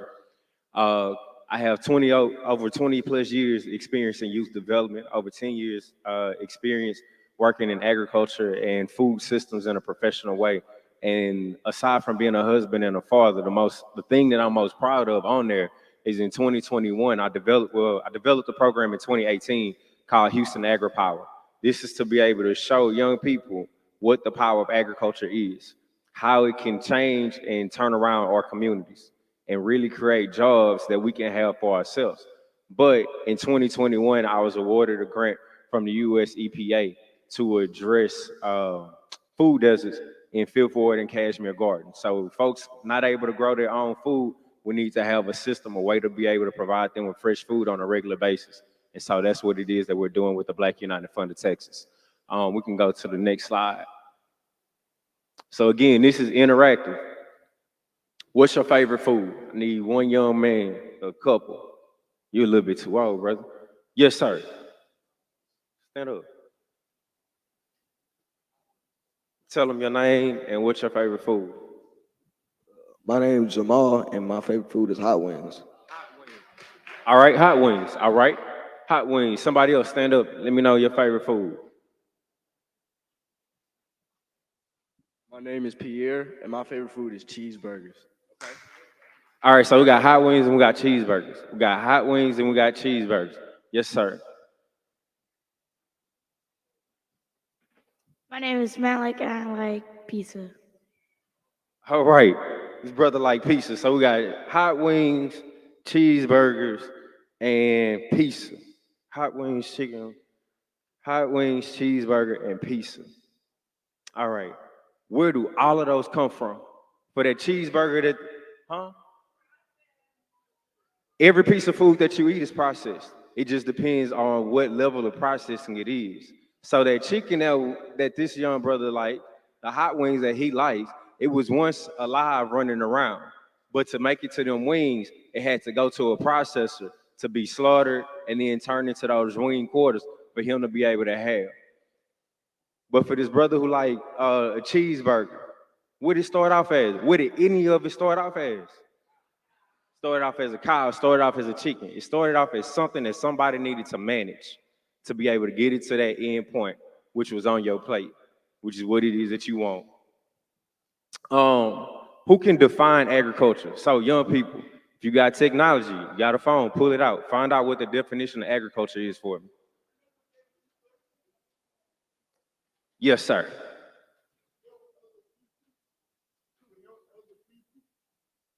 To help other people.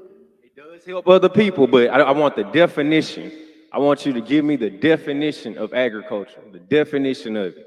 So young brother back here, I'm telling you, pull out your phones. This is not a closed book test.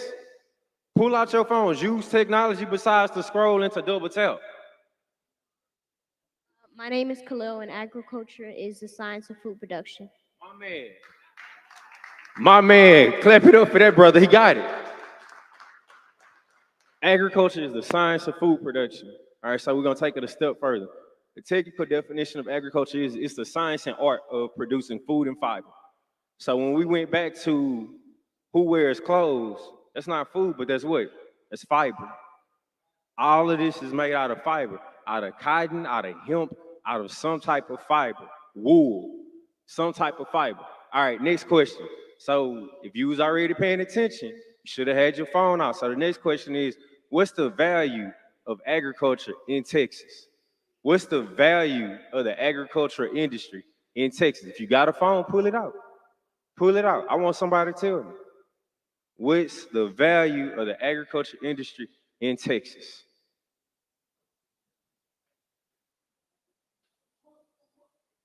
What's the value of it? Yes, sir.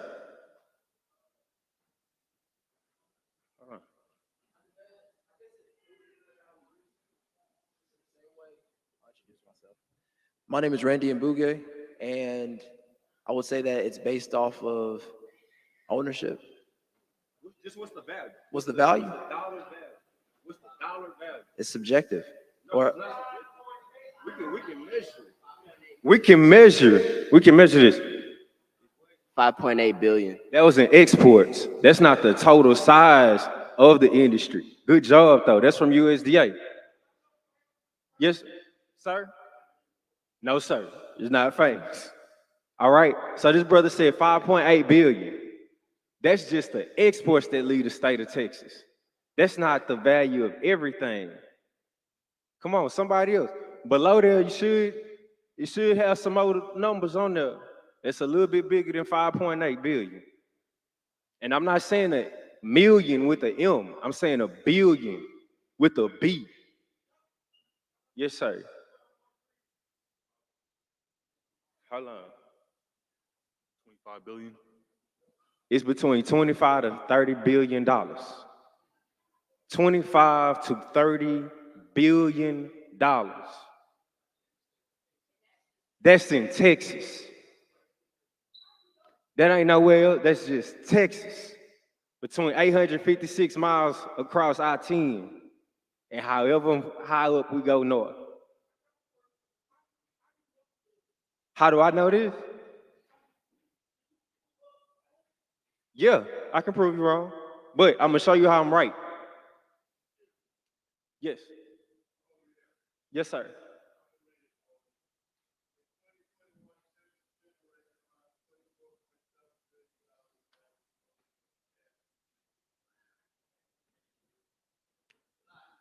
We can say it again.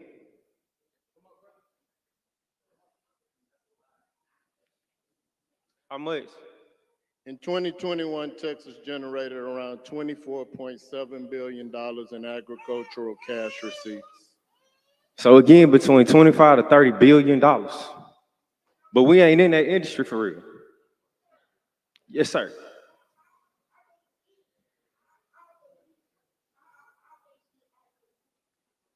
Give me one moment. I'm gonna get to it. All right. So we know what the value of this industry is in Texas. About $30 billion. Go ahead, go to the next slide. Urban agriculture. Urban agriculture. There's a specific set that's more so focused around population centers. Why is urban agriculture important? Why is urban agriculture important?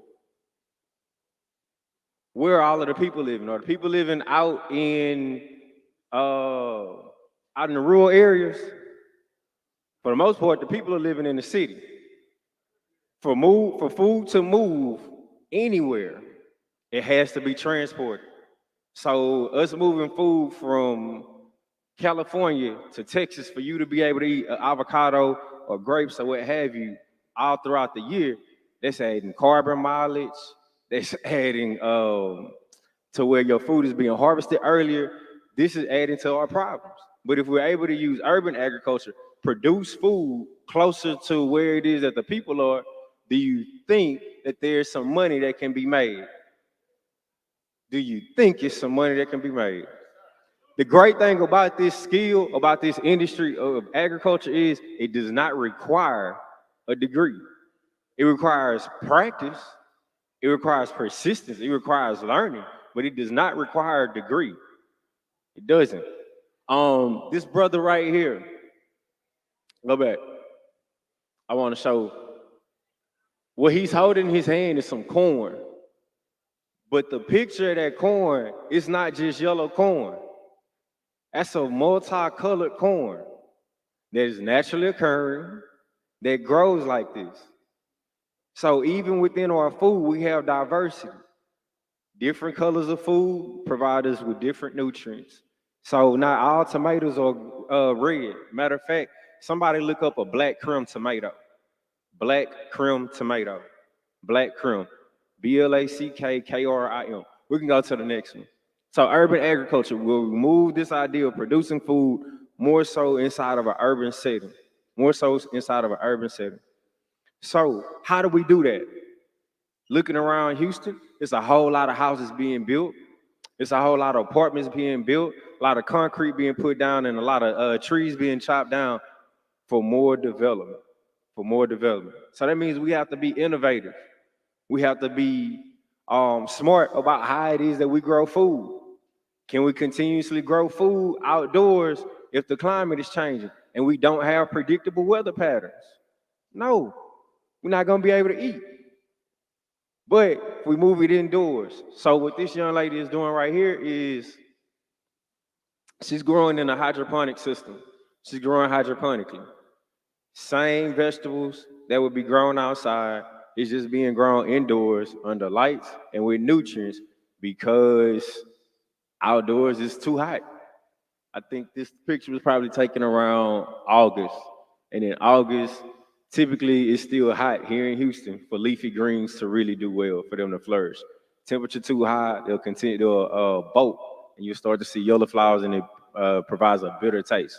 So to avoid that bitter taste, for us to be able to have food on a consistent basis, we have to be able to move food indoors. Now that begs the question, again, I asked earlier, is there money to be made in this field? So this is for you young people out there. look at this as a space of innovation. There are so many opportunities in this space to be able to figure out how to get food from one person to the next person. Not just the food, but then what can we do with that waste? Another part of urban agriculture is taking our waste and turning that back into some type of renewable resource or something that it is that we can use in a different way. So if I can take all of your food waste, put it somewhere, let it sit for a little bit of time, and then turn that into a compost that I can put back out onto my field and provide that with nutrients, is that a smarter way for us to be able to grow? So it's plenty of opportunity in there. So the next slide. Okay. This picture is very special. In there are 5 men who all have majored in agriculture. The brother in the red shirt, his name is Ron Howell, Dr. Ronald Howell. He used to be at Virginia State University as an associate dean of their College of Agriculture. He got a call from the Biden-Harris administration to come join their team. He works for the USDA, specifically addressing food issues. The brother next to him in that blue shirt, that's his cousin, Delvin. He works for the USDA. The next gentleman right there is Dr. Keith King. Dr. King is a plant breeder. Did his research at Iowa State University, specifically focusing in on soybeans and looking at different generations of soybeans and what genetic traits it is they carry from parent down to different progenies. The other guy, that's me. Then that other guy is Dr. Marcus Coleman. Dr. Coleman is at Tulane University, again, studying how food systems impact people. Again, studying how food systems impact people. Like the brother had to go look through pages and pages and pages on Google to be able to find an image of positive black men. I wanted to close this out with that image because you're not going to see that too often. That picture was taken at a conference. If you look more at that picture, you don't see nobody white. It was taken at a conference of black agriculture professionals, to where we aren't the only ones. That's where it is that we feel comfortable. I really wanted to show a video I have a 6.5 acre farm that I run for HISD, and I wanted to give a virtual tour, but it wasn't on this version. I'm not tripping. Any questions for me? Any questions? Yes, sir. Do you have a program where some of the young people in here can come to learn agriculture from you? Man, yes and no. Yes and no. Yes, we do have, I have the desire to do it, but I don't have the money right now. I don't have the funding. But I want to work with you to lock this down to where we can provide some opportunities for young people. I know a funder. So what I'm saying is, we have a program. I have an idea. Again, this whole idea of Houston AgriPower. We need to be able to show our young people what it is that can be done through agriculture. So I do want to do some youth programming with that. It's just taking the time to get the funding.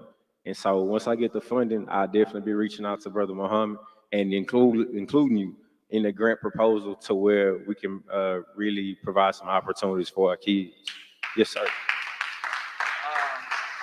Are you interested in having a satellite farm? The reason I asked, I have 50 acres right outside of Houston, but which I was interested in having some type of youth, inner city youth or outer city youth come in and familiarize yourself with agriculture and animals and stuff. I have the property, but I don't have the energy or the effort to do it, but I'm willing to work with somebody if they are.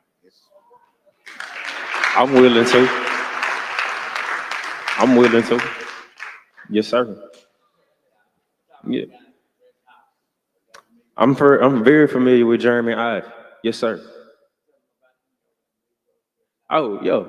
So what we are starting to see here in Houston is more activity from young black farmers, more famously Jeremy Peaches and Ivy Walls, and they combined forces or came together to go ahead and open up a grocery store over off of Reed Road called Fresh House, and then they have a restaurant called Coochie down off of MLK. So if you're looking for MLK and Reed Road, so if you're looking for some good Caribbean food, definitely go ahead and check them out there.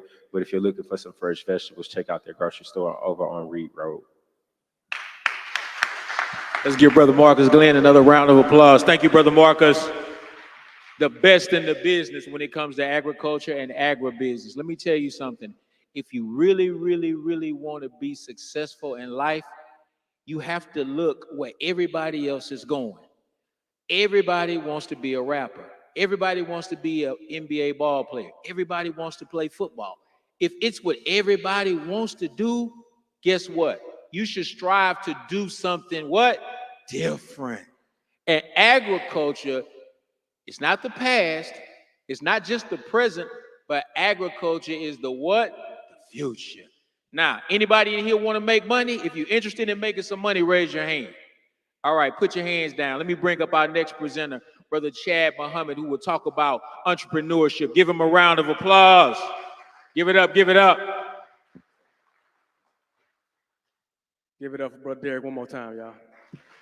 I appreciate you having me one more time, brother. Yes, sir. In the name of Allah, the Beneficent, the Merciful, I bear witness that there is no God but Allah, and I bear witness that Muhammad is his messenger. I'd like to greet you all in the greeting words of peace of Assalamu alaikum. Some of y'all may have known me, have come to prior Black Male Summits. Some may not. I'm Chad Muhammad. I am the owner and CEO of Universal Realty and Management, as you can see, and I'm the founder of Sold by Chad Realty Group. But what I want to talk to y'all about is entrepreneurship. I've helped people buy and sell real estate all across this nation at this point for the last 10 years. And I also buy and sell land. We'll talk about that a little later. Next slide. Entrepreneurship. Let's look at the definition. It says the process of developing, organizing, and running a new business to generate profit while taking on a financial risk. I want to take a little different approach to entrepreneurship at this point because it's a different time in the world. A lot of times you look at these pictures, you see people smiling. You think of entrepreneurship as being your own boss, you know, making your own schedule, doing what you want to do. It kind of sounds like it's optional. But what if I told you there's no option anymore? To survive what's coming is going to depend on if you get up off your butt and do something for yourself. Next slide. So what's coming? Let's look. You have World War III heating up around the world. You got the decline of the dollar. The Foundation of Economic Education says the dollar has now lost 92% of its value. Have y'all thought about that? Have y'all thought about the day when your dollar in your pocket can't buy nothing? Think about that, because nobody in here has been through that. Your grandmother, great-grandmother, it's always been the US dollar, the medium of exchange. We have a food shortage that's here. And look at the bottom. We have the AI revolution, artificial intelligence. Goldman Sachs says they predict that artificial intelligence will replace 300 million jobs in 5 to 7 years. If y'all like me, I didn't even know we had 300 million jobs in Houston. I mean, in the US. So we don't have the luxury of thinking, oh, if this doesn't work, I'm gonna just go get a job, or I can always go get a job. That job may not be there. Next slide. What are the odds? So we gotta be more strategic. I know some of you in here, 6, 7, 8, 10, 11, 14, you think you got time, but you're living in a different time, okay? We gotta be very strategic about how we spend our time and not invest so much time in games. So let me ask y'all a question. Who in here is an investor or is a future investor? Raise your hand. If I said, I got an investment opportunity for you, give me $5, invest it into my business, and there's a 100% chance I can double your money, who would take that investment? What if I said it's a 50% chance? What about a 10% chance? Okay. What about a 1% chance? Man, y'all brave. What about a 0.03% chance? That's tough, right? That's almost like impossible, right? Do you know, according to Sports Digest, that's the probability of a young man making it to the NBA? 0.03%. So what I'm asking you is, if most of y'all wouldn't invest $5 because those odds seem impossible, why would you invest your whole life into a game with those same odds? Now, don't get it twisted. I love sports. My children play sports. I play sports. I watch sports. But why would you invest your whole life into something that when the pandemic jumped off, the government said was non-essential? Non-essential, if you look it up, it means unnecessary. It means needless. It means unimportant. Am I making sense? Next slide. So Brother Silky, he had I don't know where he went, but he had a slide similar, right? Look at this. This is funny, but it ain't funny. I don't know. I hope so. Well, that baby may be 1 year old, maybe. For sure, it ain't 2 yet, right? But you can already see that he's been exposed to the music, culture, and entertainment.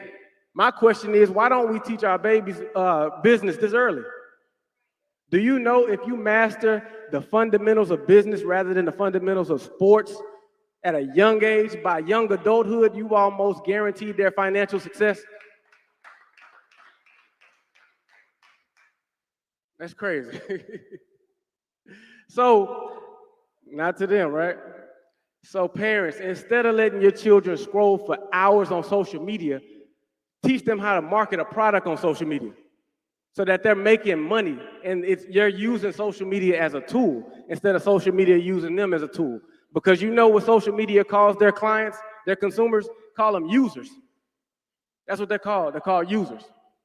So teach them, instead of Facebook, teach them QuickBooks so that they know how to document revenue and expenses, and they know how to file their taxes properly so they don't end up owing the IRS like most of us. Next slide. Life means you have activity in accord with your nature. When you are a living person, you don't ask others to feed you, clothe you, shelter you, educate you, give you a job. If you are rich in the energy of life, you are rich in business. Business means busyness, active, doing what a living person should do. If we as a people, now I'm talking to black people, you got a job, you mean you're going to give the job to that white person and not to me? I'm qualified. You may be qualified, but doesn't he have the right to look out for his own? Are you going to fault him for looking out for white children before he looks out for you? What is your duty? Why haven't we accepted responsibility? Are you trying to say to the world that we are so inferior as a people that we can't do these things for ourselves?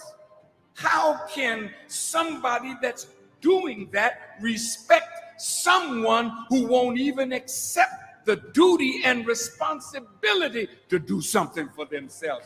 Are you thinking? How can you say to your former slave masters and their children, treat me as your equal? See, if he tries to do it, he's only, well, he knows you're not any equal. It's not that you can't become equal, but equal means, in the word equal is the word qualification. Are you qualified to be the equal of others on this planet? And if you're not doing anything for yourself, you have not qualified yourself to be the equal of anybody who's doing something for themselves. All praise due to Allah. Next slide. All right, I'm gonna run down really quickly 3 keys to entrepreneurship. Rule 1, identify your gift. Don't chase money. You're going to be tempted to want to just make money and whatever is the popular topic, whether it's trading stocks or cryptocurrency, you're going to want to do that. But when you do that, you bounce around. And when things get tough, you're going to quit. So don't chase money, chase the God within you. God deposited a gift in everybody in this audience. But it's up to you to find out what that is. And once you do, identify it, work hard to master it, and put that gift to work, and it'll always provide for you and your family. Protect yourself from the collapse. The only real way you can protect yourself from the financial collapse is to make yourself valuable. Your gift might be that you're really good with your hands, right? Okay, so you've learned how to fix roofs. You know how to repair or install a roof on somebody's house. Well, no matter what currency is being traded, if I have that value and you need it, you're gonna pay me whatever the currency is, whether it's gold, silver, or crypto, because I'm the value. I've made myself valuable. Next slide. Rule number 2, solve a problem. Don't get into business just to say you're in business. Solve a problem. Your product or service should solve a need, meet a need, or solve a problem that somebody has. This is a quote from Jeff Bezos, the owner of Amazon. The best products address a real customer need or solve a real customer problem, which is why they stand the test of time. Now, this is somebody who has a company worth $978 billion. We might want to listen to him. All right, next slide. Next slide. Rule number 3, the most honorable Elijah Muhammad said, get with 6 to 8 like-minded individuals and start a business. This is key because when you're starting out, funds may be low, but you can split up the cost and responsibility of the business, and it won't be a hard burden on anybody. But more importantly than that, you have somebody who's strong where you may be weak. You may be good at sales, but not good at marketing. You may be good at marketing, but you don't keep records very well. You don't keep financial records. You can't keep the books. So when you got a team, everybody complements everybody. Study the human body. If you're building a team, look at the human body. The brain don't want to be the heart don't want to be the liver don't want to be the lungs. Everybody's doing their own job for the benefit of one organism. All right? Next slide. The most honorable Elijah Muhammad, land ownership is the basis of independence. He taught us that there's 57,255,000 square miles of land on earth. He also taught that there's 139,685,000 square miles of water on earth. But we don't live in water. So we need to learn everything about the land because everything we need for our existence and sustenance comes from the land. The brother before me mentioned 3 necessities: food, clothing, shelter, all come from land. It's literally everything. It's what this church is built on. It's the road that you came in here on. Your house or your apartment is built on land and everything that you eat. All right? Next slide. So what I decided to do while everybody's saying they're going to flip houses, I said, you know what? I'm going to try something different. I'm going to flip land. Because what I don't have to worry about is tenants, toilets, and termites. No neighbors cussing each other out, no loud music, none of that. When I buy an undervalued piece of land, I can quickly put it on the market or wholesale it to a builder quickly, and I get paid. Once you get your revenue up, then when you find these undervalued pieces of land, keep them. You build something on them. You live in the house or you rent it out, or you start growing food on them. You got options though. Next slide. Now this is a free gift from me to you. You can make as much money as you want with these steps. Pull out your phones, take a picture. I've done it. I am a living witness. Flip land with no money. If you loan funds, come on now, keep it real. Y'all loan funds, take a picture. Call spec home builders. These are builders who need lots to build houses on, and they sell them for top dollar on the market. You can Google spec home builders, and you'll get a list of them. Talk to each builder. Find out what they're looking for. They always need land. Most of them will say, okay, I need a 5,000 square feet piece of land, and I'll pay $50,000 for it. Okay, so next thing I'm gonna do, I'm gonna go in that area where they wanna build, and I'm gonna ask the landowners, hey, is anybody interested in the offer? Some will go say, yeah, but I'm gonna offer less than $50,000 because I wanna make some money. So if I offer them $40,000, I sign a contract with the landowner. I then take that contract back to the builder and assign it to him. So when he finally goes to buy the property with his 50,000, 40,000 goes to the landowner because that's what they wanted, and the difference comes to me. That's 10,000. That's called an assignment fee. Okay? You can use PropStream to locate these vacant lots, and you can use True People Search to find the cell phone numbers of the landowners. All right? Next slide. I'm going to end it with this. The Honorable Minister Louis Farrakhan. He said, this activity of land development is going on in Phoenix and in cities around the country, and indeed around the earth. However, to those who spend those hundreds of millions and billions of dollars building structures, unless we build people, unless the human potential of people is developed, then man in his underdeveloped state will ultimately destroy the cities that he has built because of war and revolution. That's a mic drop right there. Translation, that means don't go through all of this stuff that we talked about today, build a business, go through the hardship, finally get there, and then you do some shady business and end up in jail. It's gonna be tough, but the struggle is for you to build the character needed so when you reach your goal, you don't lose what you got because you have bad character. All right, next slide. That's all. If anybody has any questions, if you apply the strategy that I'll let you know 2 slides back, let me know. If you got any questions about real estate, entrepreneurship, anything, feel free to reach out. That's my time. Thank you. Come on, let's give it up for Brother Chad. Sold by Chad. Talking to you about getting that money. All right, as we move toward our final presentation, I was told that Brother Stephen Williams, who is the director of the Houston Health Department, was here. Is Brother Stephen here? Oh, there he is right there. Let's please give him a round of applause. Would you like to come up and say a few words, Mr. Williams? No? Okay, give him a round of applause. Thank you so much for being here, my brother. And thank you for your help with the Black Male Summit. So as we set up for our final presentation, which is going to be to hear from our brother Reginald OG1 Gordon, I want to bring up a Black Male Summit alumni, a brother who we're very, very proud of. Back when he was a freshman at Texas Southern University, he started attending the Black Male Summit. Since then, he's graduated from law school, became an attorney, and is doing some wonderful things with his life. He's young, he's Black, he's powerful, he's on the come up. Give it up for Brother Anthony Collier.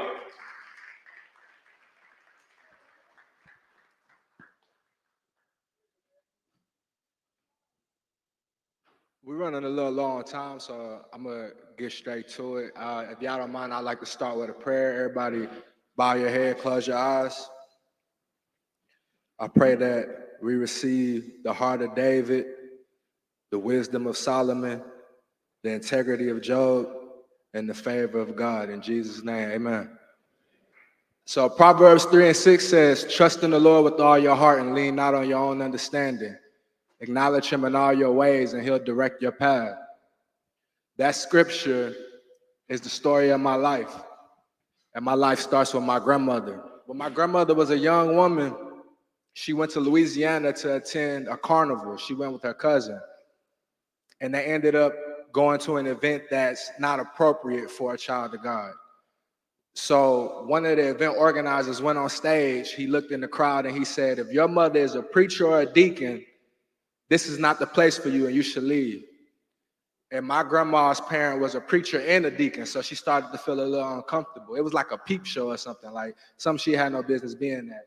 And so she didn't want to look lame, but she didn't want to look like a square. So instead of leaving, she was like, I think I'm going to stay here, even though something about it just don't feel right. So a few moments later, he went back on the stage and he said, if your father is a preacher or a deacon, you should leave right now and we'll give you a refund if you leave right now. And so she said, you know what, let me go ahead and be obedient and let me leave now. And she asked her cousin to walk her out because she didn't want to feel alone. And as she was standing outside contemplating what just happened, she looked up and she noticed a hat floating from the sky. And it landed right next to her. And she was like, I wonder where this hat came from. She looked to her left and she saw a Ferris wheel out in the distance. And so she picked up the hat and waited. And about 5 minutes later, a handsome young man walked up to her and said, excuse me, ma'am, but I believe you have my hat. And that man was my grandfather. So I need y'all to understand this. You never know what blessings you miss out on by disobeying God. my entire makeup, my entire DNA is forged from my grandmother being obedient to the voice of God. So fast forward to I'm in law school, and this is the amended version, as Brother Derek knows, but I'm in law school, and every night before I go to sleep and every morning when I wake up, I pray and I talk to God and I listen to God. And that particular night, God was like, call your aunt, call your aunt. Now I have 12 aunts. My grandparents went on to have 12 kids, 8 girls and 4 boys, and my dad also had 4 sisters. So I have 12 aunts. But God was like, I want you to call this particular aunt. So you know what I did? I went back to sleep. But I said, I should have called my aunt, but I said, you know what? If I still feel this way in the morning, then I'll call her. So the next morning I wake up and pray, same thing, call your aunt, call your aunt. And I was still disobedient. I was like, this is so strange. Let me text her. So I text her and I say, hey, you've been on my mind. I just wanted to check on you and make sure you was okay. She texts me back and says, can I call you? So I'm like, okay, let me call my aunt. So I call my aunt and she's on the phone crying, like bawling her eyes out, hysterical. I'm like, what is going on? What's wrong? So come to find out, her daughter, which is my cousin, is missing, on the run from the police. Her 2 grandbabies, which are my little cousins, have been taken by Child Protective Services. It's been weeks. She has no idea if they're even alive. She can't get them to return her calls. She can't get them to return her emails, and she has no idea what's going on with her grandbabies. And at the time, I'm in the Texas Legislative Lawyering Clinic at UT Law, working in the Texas Senate with the power to do something about it. So there was no way that she could know I was in a position to help her. And there was no way for me to know that she needed my help. But God heard her cries and he saw her tears and he decided that he would use her nephew to help her. So I go to the Senate that morning and I make one phone call. And by that evening, she's able to schedule a visitation with her grandkids. We get those babies out of Child Protective Services and get them in the homes of loving family members. And that's just from, you know, the Lord ordering your steps. So the last story I'll say is, I graduated from law school. I had a couple of job offers. I didn't know which one I should take. But as I mentioned, Proverbs 3:6 says, acknowledge him in all your ways and he'll direct your path. So I prayed and I asked God, what job should I take? And I look up and I have a missed call from the dean of the Texas Senate. So I call him back and I'm like, hey, I'm sorry I missed your call. He was like, oh, actually, I didn't even mean to call you. It was a pocket dial. But while I have you on the phone, let's talk. And during that conversation, he offered me the job and convinced me to take it. And, you know, they also gave me a raise and promotion, made me general counsel to the Texas Senate Committee on Criminal Justice. And this is not something I ever applied for. This is not something I ever asked for, right? Some people will say, how could you get such a prestigious job as your first job out of law school? And I would reply, sometimes God doesn't call to qualify, he qualifies the call.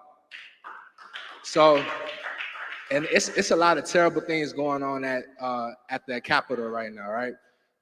One good thing, I'm wearing this pin right here. This is a crown for 2 reasons. One, because the young men in here are kings, but also because we got the Crown Act passed, which is going to protect our kids from being discriminated against at the Capitol for wearing locks and braids and other protective coverings. And that was from Representative Bowers out in Dallas and also Representative Ron Reynolds, who was here earlier.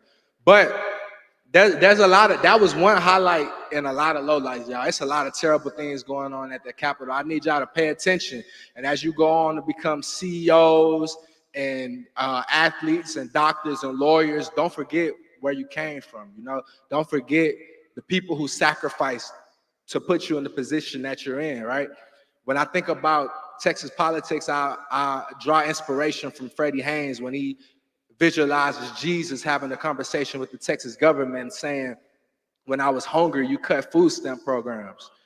I was sick because you poisoned the air and the water for profit in Northeast Houston and in other vulnerable communities.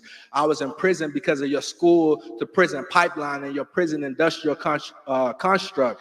And I died a shocking and inhumane death because you refused to put air conditioners in the prison. And when I was a stranger, you wasted billions of taxpayer dollars on building the wall, and you cut diversity, equity, and inclusion funding at your schools. And when they ask, Lord, when did we do these things to you? Jesus will reply, when you did it to the least of these, you did it unto me. So I want you to always be able to join me in saying, when I stand before God on Judgment Day, I won't be asked the question posed to Cain, where were you when your brother's blood was crying out for God? So I want everybody to repeat after me. I am my brother's keeper. I am my brother's keeper. I am my sister's keeper. There is no me without you. There is no you without me. We're all a part of a circle of interdependence. If it is to be, it is up to me. If it is to be, it is up to me.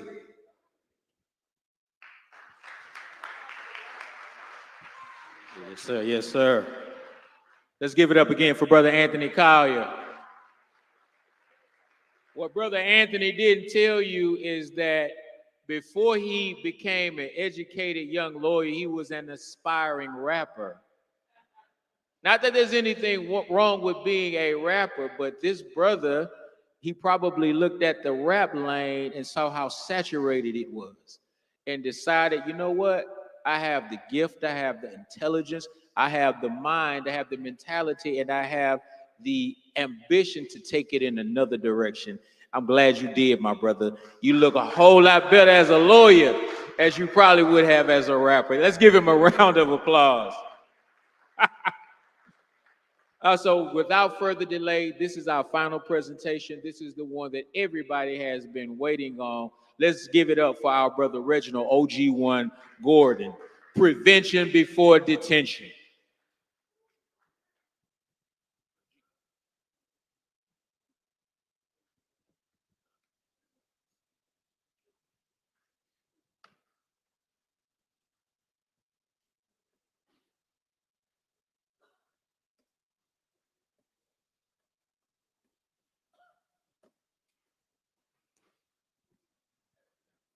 Take this pain away. You know, I pack this stuff around with me everywhere I go. I've been packing this stuff. This is my 40th year doing this kind of work.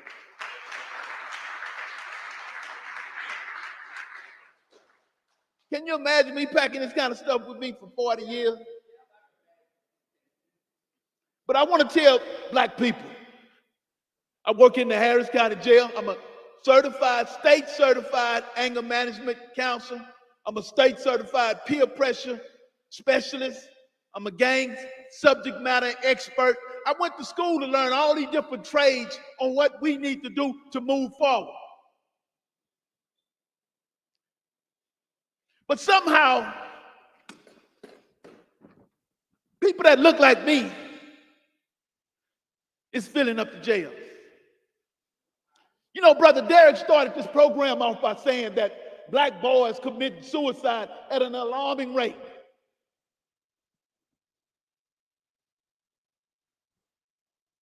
And I asked the question, we come to these conferences, we grab the information, and we keep it. We don't help our neighbors out. We don't try to stop Ray Ray and Pookie from doing what they do, because again, I got a package here. What my package at? Here it is right here.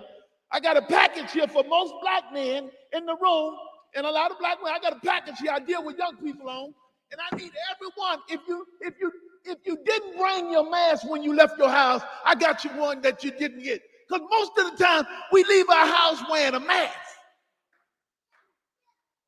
pretending to be somebody that we really not. So we drift around this world, we get the information, and we go back in what Derek was talking about, go back in our little boxes of fear.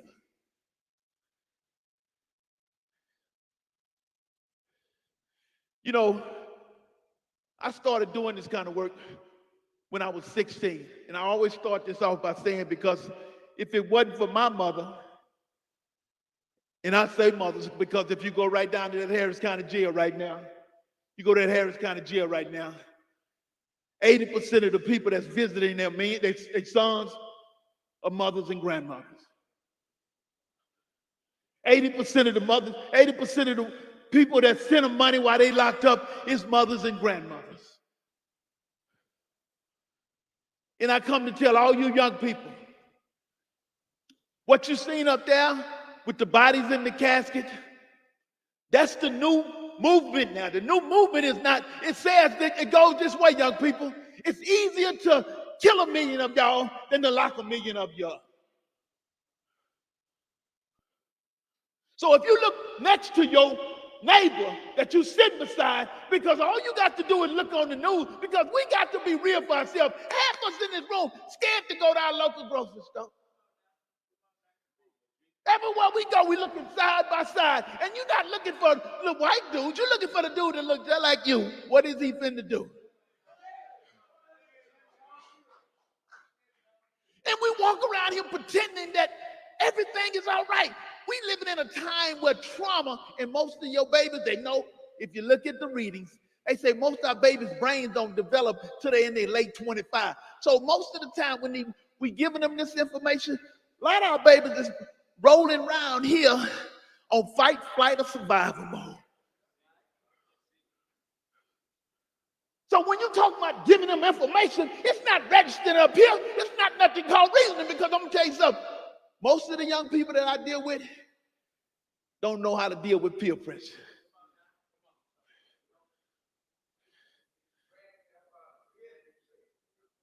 When somebody, and it goes like this in the game, those that refuse to think for themselves become the slave of the thinker.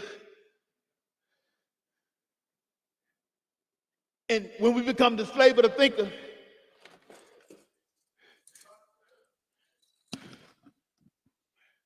these things for young people to put on. At 16, Harris County, Texas, the same state you sit, the city, the county you sitting in, gave me 4 50-year sentences for $246.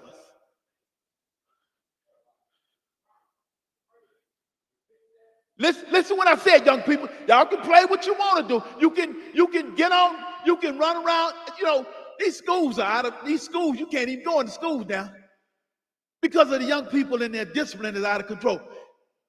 Young people, they would tear down your school before they tear down the jail. They would tear down your school before they tear down jail. And I'm going to tell you this here, the sad thing about these jails right now, the juvenile detention department, listen, parents, the juvenile detention is so understaffed that the young people during the week, they stay in there 23 out of 24 hours a day because they don't have enough staff to keep them moving around. On the weekend, when the teachers are not there and the rest of the janitors are not there, they let the young people stay in the cell and they have to urinate in soda water bottles.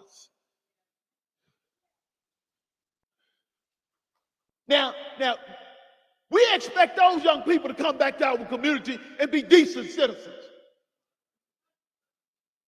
I went to a conference last week, young people, and I must let you know, the conference I went to last week was at the United Way. A drug czar, young lady, was crying. She said, because the new drug that they're fixing up for black boys right now, because they know we love to smoke a little weed. They're lacing your weed up now with this thing called fentanyl. They lacing your weed up, that's called fentanyl. You know, Master P just buried his beautiful daughter. She went to a party, gonna have some fun. Master P had to bury his daughter. Because it's called one pill can kill. You know, young P30s. Young people, who know about P30s? Don't nobody know about P30s? Look at it, you know, what is a P30, Blair? What is P30? What is it? Huh? Is it like a what? What kind of pill? What's that, Blair? Percocet, P30. Our babies know what it is. NBA YoungBoy said, you know, he tried to mix Adderall with syrup to try to make sure he don't wake up the next day. That's in one of his songs.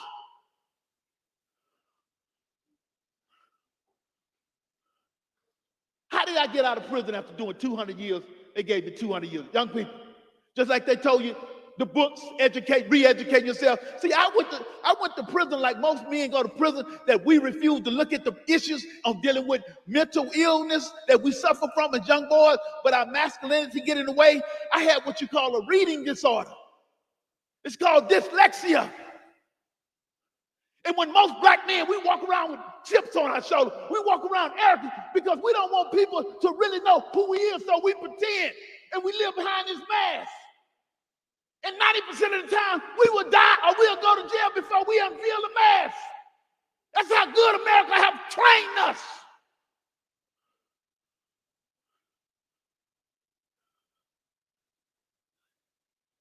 I had to go back when I was in prison. I had to make decisions like what we asking you young men today. Make a decision. Go look at yourself. Ask the question. Find somebody you can look up to and talk to. We do programs at the end of every month called mental health awareness.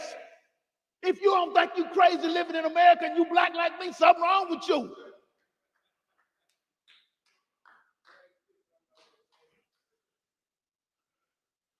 You need to find somebody you can call. Oh, look here, I've been out of prison 29 years. I still have mentors that when I go to tripping, I got to say, look here, let me call somebody that can help me work through the journey. Player, who your mentor? Who you look up to? Who you look up to? Huh? Look at who you look up to when you need some answers. You don't look up to nobody. Y'all listen to our children. Player right here. When you, right here. Yes, sir. When you feeling kind of bad, who you go to talk to? Huh? There you go. Where you at? When you feeling bad, who you look up to, player? Who you talk to? Huh? Your mother? What about you? Your aunt? Who you talk to, bro? You dad? Who you talk to? Your mom? What about you, brother? You got a mentor you talk to when you go to tripping, when you go want to smoke a little weed? Huh? Who you talk to? Talk to your mom? Who you talk to? Your dad? See, we got to get engaged in young people, because most of the time young people will tell you that we need somebody to explain what's going on up here. But most of the time the men are so busy in their own personal life, we don't have time for our own children.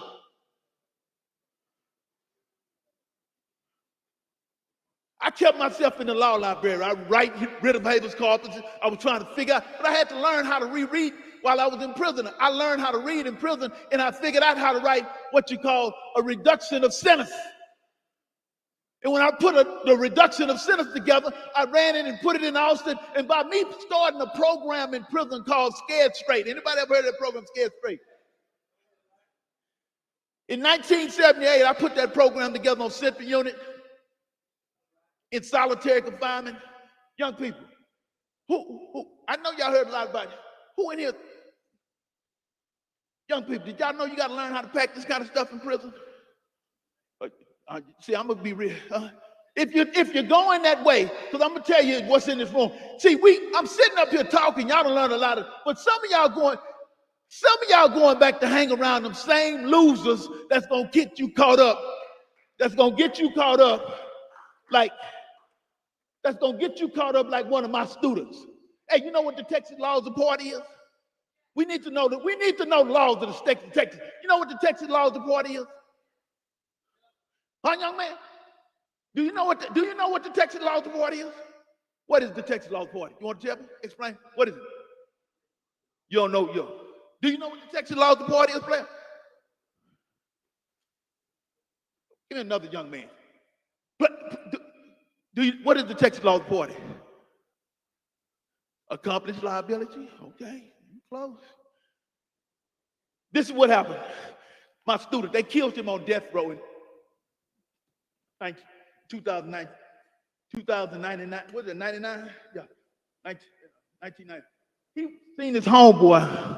Look. He went and picked his homeboy up.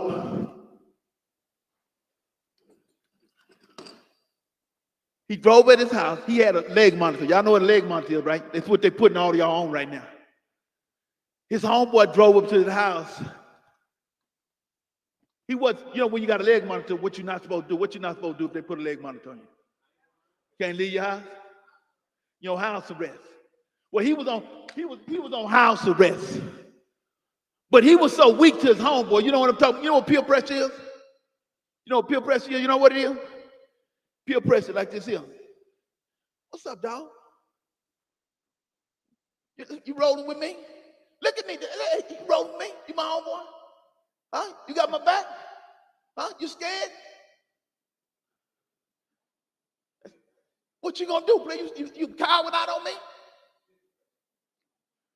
He was let his homeboy talk him in like most of us do. His homeboy talked him into leaving the house. And while he left the house with his homeboy, it's called Texas Law Deported. He jumped in the car with the leg monitor on because most of the time, what we do when we get on this probation, my probation officer don't care. I can get away. I'm just going to the store. We justify everything we do. He get in the car. They rode to the store. He rode to the store with his homeboy. He's sitting in the car jamming while his homeboy going to the store. While his homeboy in the store, he sees his homeboy in the store. His homeboy pull a gun out, robbing the man in the store. Now you sitting in the car, you watching him rob the man in the store. He shoot the man in the store, and he run out the store. He run out the store. What you gonna do, player? What you gonna do? Excuse me? You gonna get out and run, huh? So you snitching. Huh? You ain't snitching? Huh? You gonna leave your homeboy hanging? What you gonna do? What you gonna do, player? What you gonna do, player? What you gonna do? What you gonna do? Huh?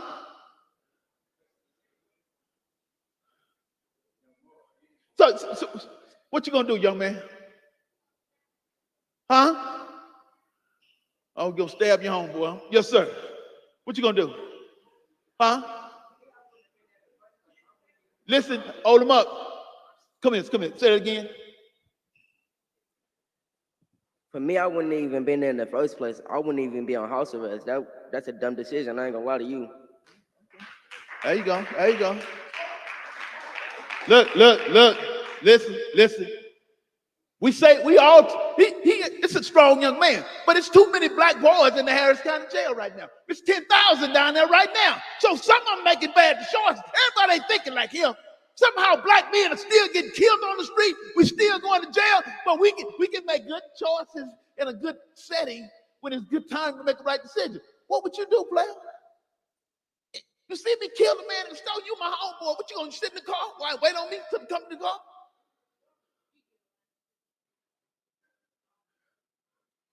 See, let me tell you something.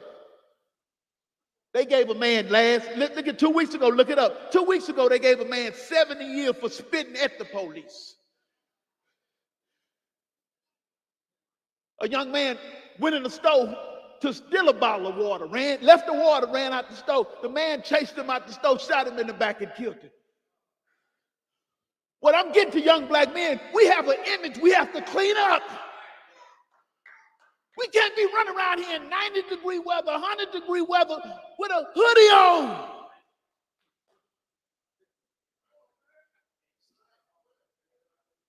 And you don't think people are looking at you? You walk around in 90-degree weather with a hoodie on? I ain't did nothing wrong. You ain't got to do nothing wrong. You look like something going on.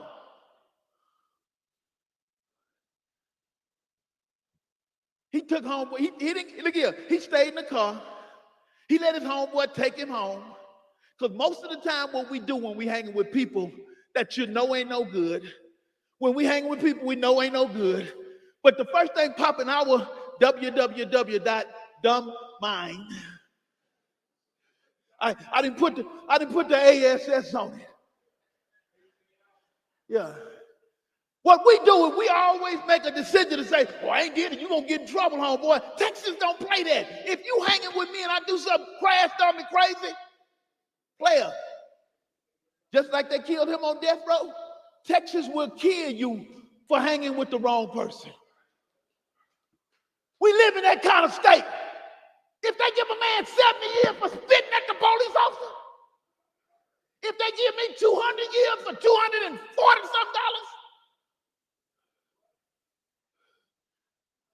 young people, the problem is hard, I understand. And I always want to say this to young people while I leave the stage. I want to apologize to y'all because men have dropped the ball. We dropped the ball. We haven't stood up for you. We haven't stood up for our community. We haven't unified and made a unified force to make sure we keep the enemies away from you. We have failed you. But we ask you, you are the generation that's got to stand up and have some courage. You can't get caught in the traps. What they're trying to do, they got energy drinks. They said it in the name of the energy drink, it's called sipping on syrup. It's a trap. Then they got another energy drink, and the name of the energy drink is called cocaine.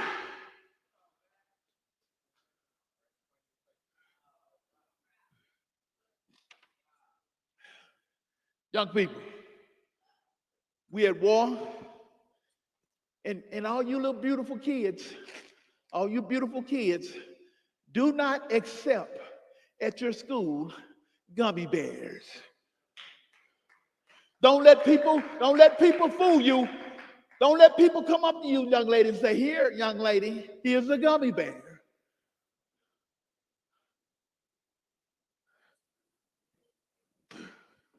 They made this thing called a trap. Young people, listen. They made this thing called a trap.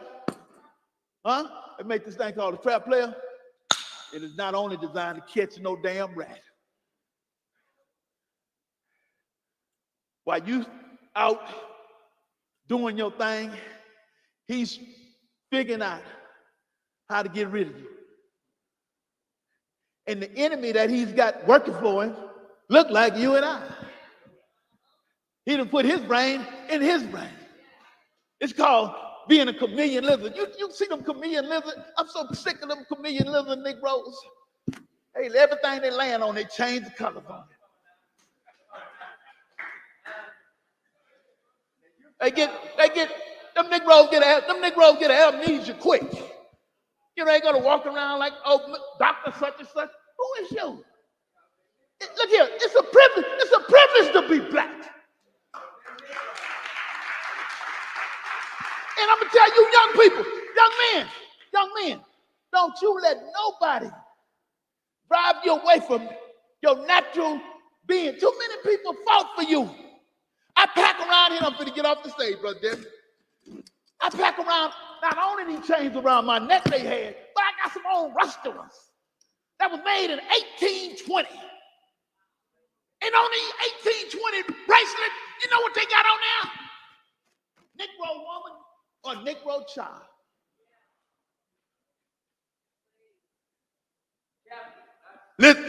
Listen, I'm gonna leave. Listen. Each one of your children is worth $441 per day when they locked up. I like to keep me about 6 of them Negroes in my backyard and feed them some rice, feed them a bowl of beans. And every weekend, every time they look at the little black boy that come through that gate, you know what they say when they see them kids come to jail? You know what they say, the guards say? You know what they say? Ka-ching, ching. You look like a cash register to them. So if you have any issues, any problems, what we're doing there is called trauma-informed training. We have to get to the root cause of why we acting out. We have to change that whole dynamic of how they treating our children in that jail system. But it's gonna take us to support us so we can keep our voice to make Negroes, look at them old chameleon Negroes. Y'all gonna have to put funding behind people that can call them chameleon Negroes out. Because them are the ones selling our children out. Thank y'all. I hope I said something, or somebody said something today, that you can embrace it, take it, and apply it to your life. Teach your homeboy that there's trouble on the other side of the hill. And you can't speak with fear because you know what? In the streets, they know when you're scared. That's why I like this, some of these people that always say, I want to help some children. I like to put one of y'all in one room with 5 young men I know and see what kind of classroom manager skills you have. We better wrap our arms around our babies because we got a rocky road to go in the next couple of months, in the next couple of years, because I'm telling you, they finna figure out how to fill them courthouses up to not only lock us up. I was on, pull it up, I was on Isaiah Carey. I'm finna leave with this, bro. I was on Isaiah Carey's show last night with Andy Kahn. And Andy Kahn, only thing Andy Kahn understands, because it was about black children shoplifting, running Kroger's and Walmart's out of business by shoplifting. Andy Kahn sit beside me. His only answer for black children is lock them up and throw away the key. And then he get mad when I told him we have to reinvest back in the neighborhoods they come out of. You can't have people that have no investment in their neighborhood, expect them, a hungry stomach would do what it have to do to eat. Peace, power. Thank you, mothers, for showing up to bring your sons, and definitely you daddies for coming out today. Thank y'all. Peace, power, and thank you, Brother Derek. Come on, we can do better than that for the brother OG1.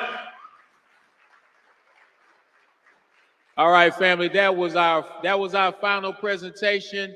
We began in prayer. We want to end in prayer. If you will, please, can we have all of the youngsters come down front and center?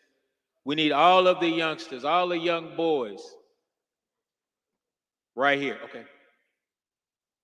Let's get all of the youngsters to come down front. And as is customary, we speak over and we pray over our young, because we know that with all of the information and the love and support and encouragement that they've been given today, when they leave out of here, they're stepping out into an absolute war. Is that right? You do know that there is a war going on outside that nobody is safe from.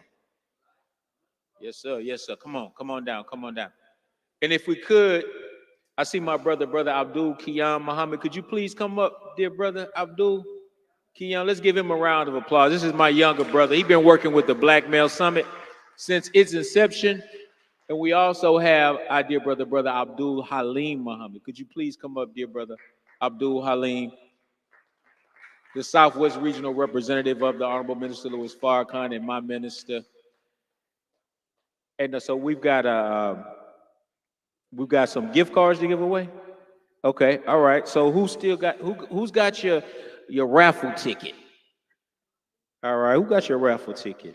We've got 5 gift cards we're gonna give away. It's not gonna take long. All right, go ahead, sister. And this is my sister, my assistant, Sister Kamisha. Please give her a round of applause for putting in work. So do I read the last 3 numbers? All right, 488. Take out your raffle ticket. Y'all said y'all like money. We're giving away money. 510. All right. Let's go. 465. And these giveaways are courtesy of the Houston Health Department. 493. Oh, you got 465? All right, what's your name, bro? Sir? Makai. Yes, sir. You tell everybody your name? My name is Makai Tyree Davis. It's nice to meet y'all. There you go. Can I hold $5, Makai? What we got next? Oh, who's this? Oh, 488. What's your name, my brother? James. Brother James. Let's give it up for Brother James. Don't spend it all in one place, Brother James. 482. All right. Yeah, give it up to our sister. Young man, what's your name, dear sister? Rachel, Sister Rachel. Yes, give Rachel a round of applause. We got 2 more to give away. All right, 503. 503. No 503. All right, 503. All right, there you go. Let me see. All right, what's your name, sir? Barack. Mariah, thank you for being with us today. Let's give him a round of applause. I also see Dr. Samuel Willis in the house. Thanks for being here, Brother Sam. He's a medical doctor and a supporter of the Black Male Summit. 484? 484? All right. You got 484? Big money. Let's give him a round of applause. What's your name, my brother? Devontae. Let's give Brother Devontae a round of applause. All right, family. As we exit, I want us to remember that we're at the top of the summer, right? If you do not have a summer program in your community, you need to create one. If you don't have a summer program in your community, you need to what? Create one. It is very important that we keep our youngsters busy during the summer. Do not allow them to get bored. The devil likes boredom. Those who build prisons like boredom. The most dangerous part of your son's life might be the time when he gets bored. Because when he don't have nothing to do, trouble will find something for him to do. Is that right? So if you don't have a summer program in your community, you need to do what? Create one. Praise God. All right. So we're going to ask Brother Abdul Halim Muhammad to say a few words and pray us out. Let's give him a round of applause. Assalamu alaikum. All right, now I want y'all to get tight. Get tight, get tight, get tight. Unity, unity, unity, unity. Get tight, get tight. Now, all the elders, y'all come on down a little bit because we need to stretch our hands out. This is the Joshua generation. This is the generation we've been praying for. They're fearless and they're ready to take on the giants. These are the ones that God is going to take into the promised land, because some of us want to continue to pick a leader to go back to Egypt. They're born and they reject everything in this world. So we have to handle them specially. But they, when taught the history of their people, like Moses had to teach the children of Israel before they went into the promised land, this is what we're doing for you. You may not understand it now, but these things will stick with you. It's for us now to stretch our hands out to bless them and put our hands out as the elders to bless them. And let us pray. Glory and praise to thee, O God, blesses thy majesty, and we pray that you would bless these children. We seek refuge from anxiety and grief. We seek refuge from lack of strength and laziness. We seek refuge from cowardice and niggardliness. We seek refuge from being overpowered by debt and the oppression of men. O God, suffice our us with what is lawful. Keep us away from what is prohibited. And with your grace, make us free of want of all this besides thee. We seek thy refuge from all that would stop these children from growing up and being the ones that inherit the promised land. We ask that you would bless the conveners of this summit, that what they're doing is planting seeds that will grow up and give us fruit. We pray that you would watch over these children, because each and every one of them is an answer to God's prayer, an answer to an ancestor's prayer, an answer to one that was in the slave ship, an answer to one that was on the plantation, an answer to one that was in the civil rights movement, an answer that was into the Black Power movement, an answer to some woman somewhere that cried out because her mother was dying of cancer, and she said, oh Lord, give us a cure. They're the cure. Oh God, protect our communities. They're the protectors. Oh God, give us what we need in leadership so we can lead our people to the promised land. They're the answer. Let us protect them. Let us watch over them. We ask this in all of your holy and righteous name, in the name of all your prophets, messengers, and warners. Amen. All right. On three, smarten up. Smarten up. 1, 2, 3.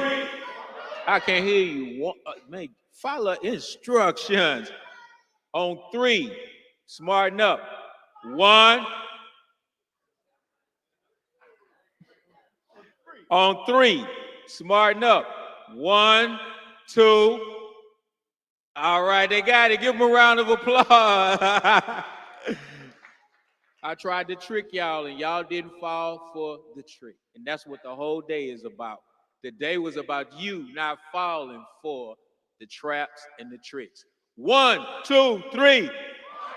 1, 2, 3.